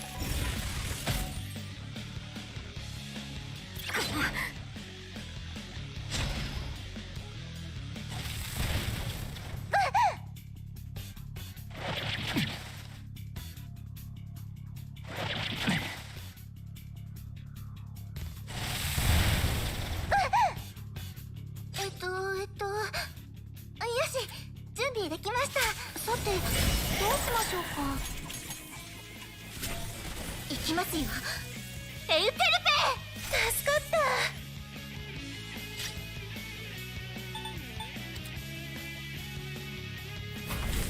俺はよっ、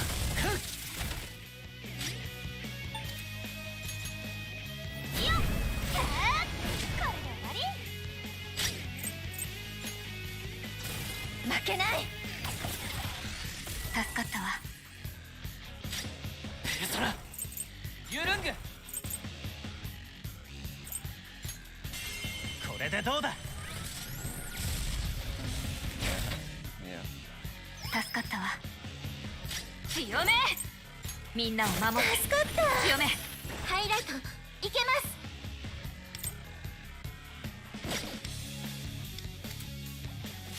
さて、どうしましょうか。何度だって立ち上がって奇跡を起こしてみせます。さて、どうしましょう。ペルソナジ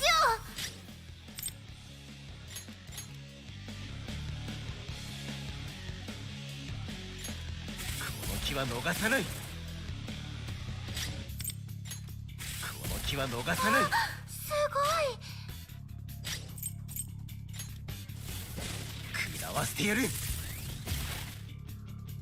の気は逃さない。私たちも一緒に戦います。食らわせてやる。この気は逃さない。あ、すごい。俺はありがたい。歌声よ、届いて。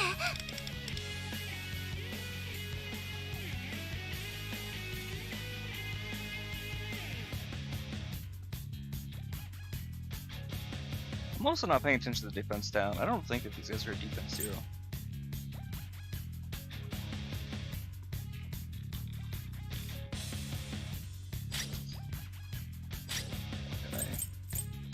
I don't know, I'll worry about that another day. 食らわせてやる。あ、すごい。この気は逃さない。あ、すごい。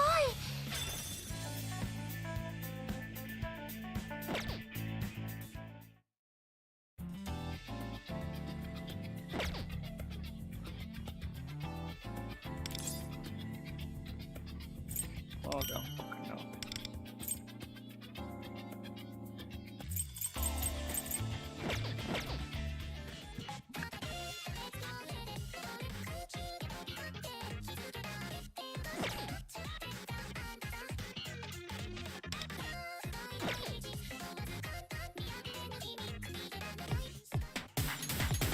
Surprised I do the,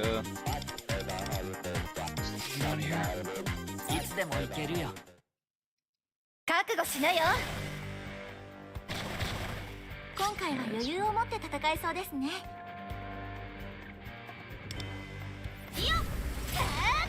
これで終わり。追撃やっちゃうね。もう一回。ありがとう。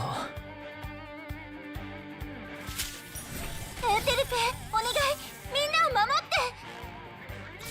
負けない。褒めてやる。感謝します。制裁の時間だ。力を貸しましょう。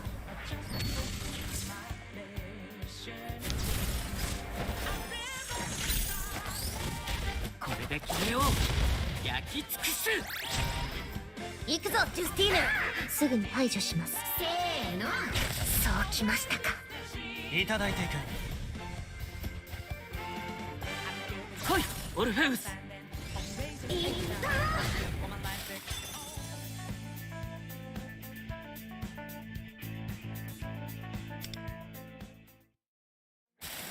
何その仮面。今回は余裕を持って戦戦いそうですね。これで終わり。私の出番。いった追撃する。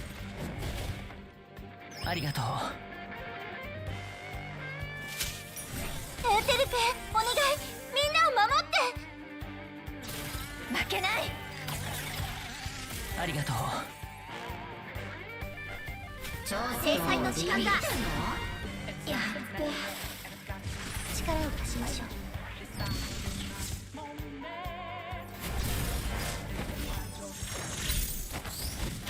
これで決めよう。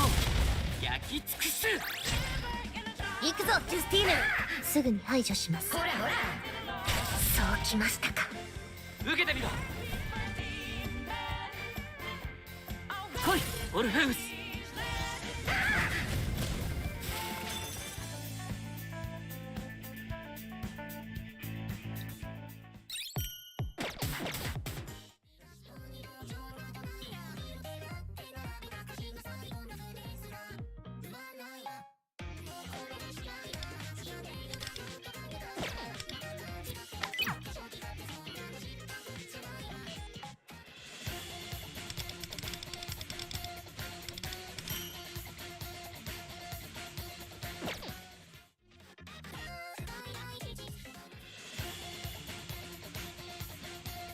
Oh hey, look at that. We get more more besa today. The only good thing to come out of today on this so far is that we get more besa. Always happy to see my boy.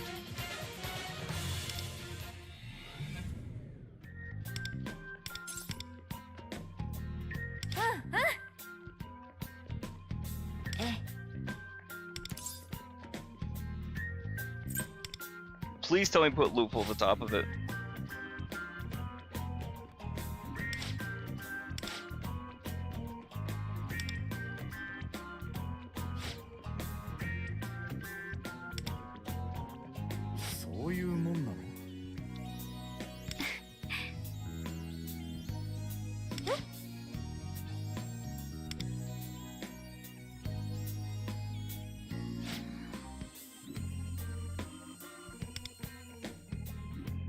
Like helping a child.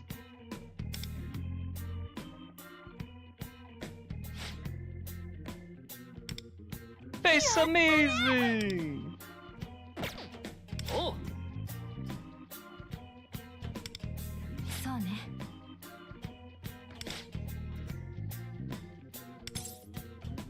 いただきます。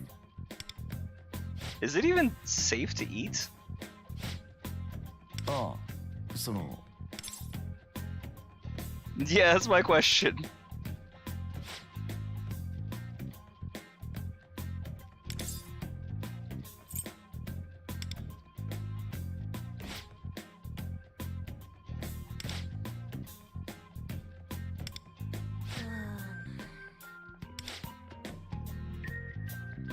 So.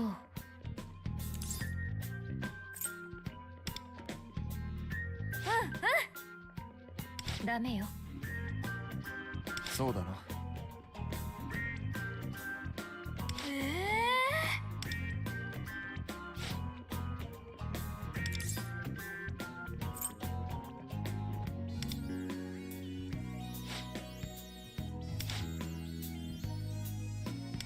おう。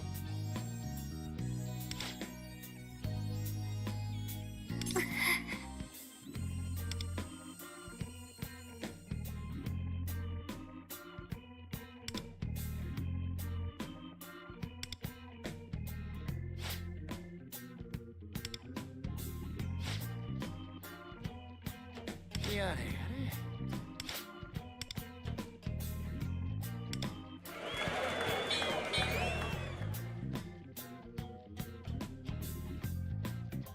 もう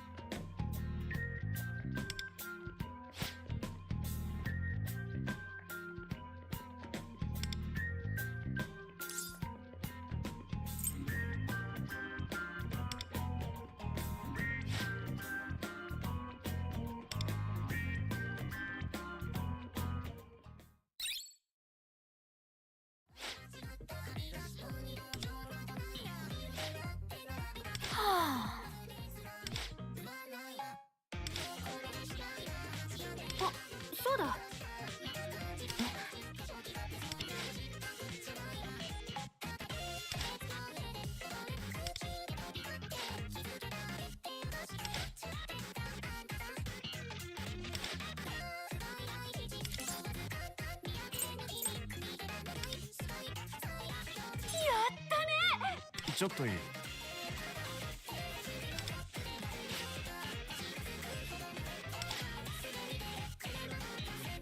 Cake ramen. そうじゃね This fucking guy, man. ダメだって。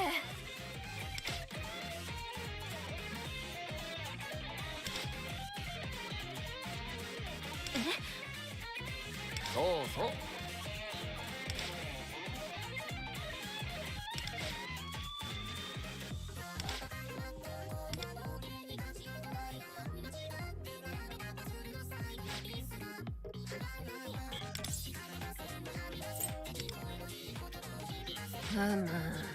賛成だ。お前 どうかしら。 I like the idea of both. I like the idea of both.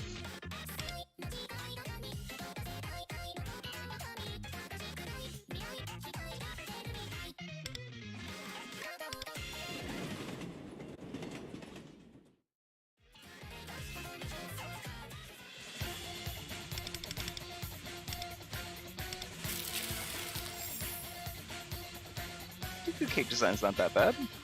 I don't know, we'll see. I still have time, I can rearrange some of the stuff.「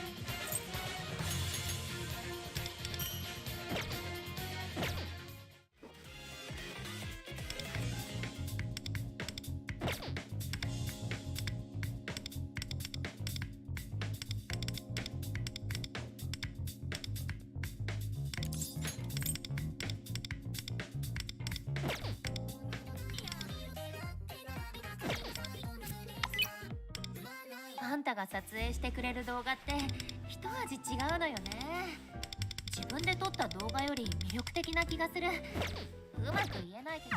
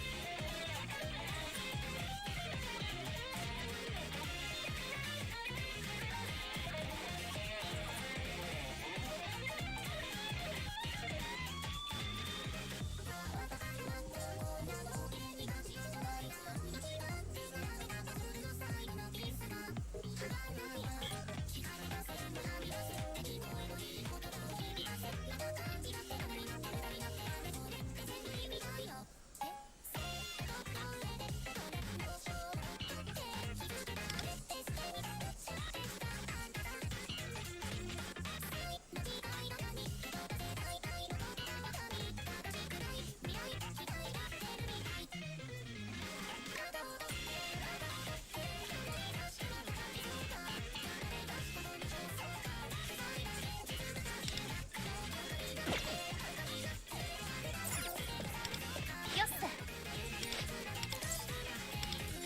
し。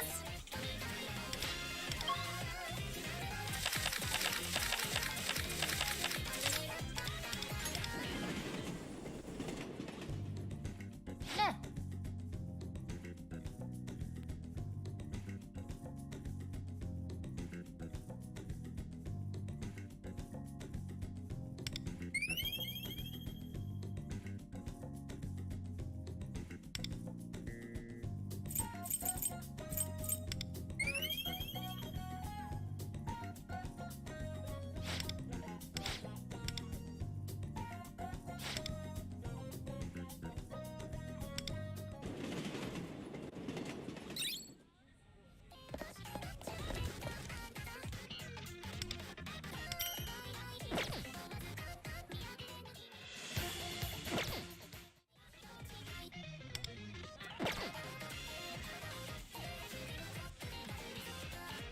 I don't know, I think that's all I really need to do today. Emma comments. Pretty quiet. Wait another like 2 weeks. 3 days for the for the event boss. I still have my ideas. I'm hoping they come out well. Like, we'll see, but. And then thankfully, like we're halfway to S Marion on the first bowl, so at least we'll get that in the stream. So that'll be cool. That part's gonna be nice. Just how many bowls we'll have, but we'll worry about that coming up. I suppose I'll also still want to do the whole sound thing, rhythm game, but because I don't know that these stay around, right? I don't think I'm ever actually gonna get that. Oh shit! I didn't mean to actually start this. Get the hell out of here! I'm not good at these songs. I just want to look at the stats. Yeah, I don't think I'm ever hitting these.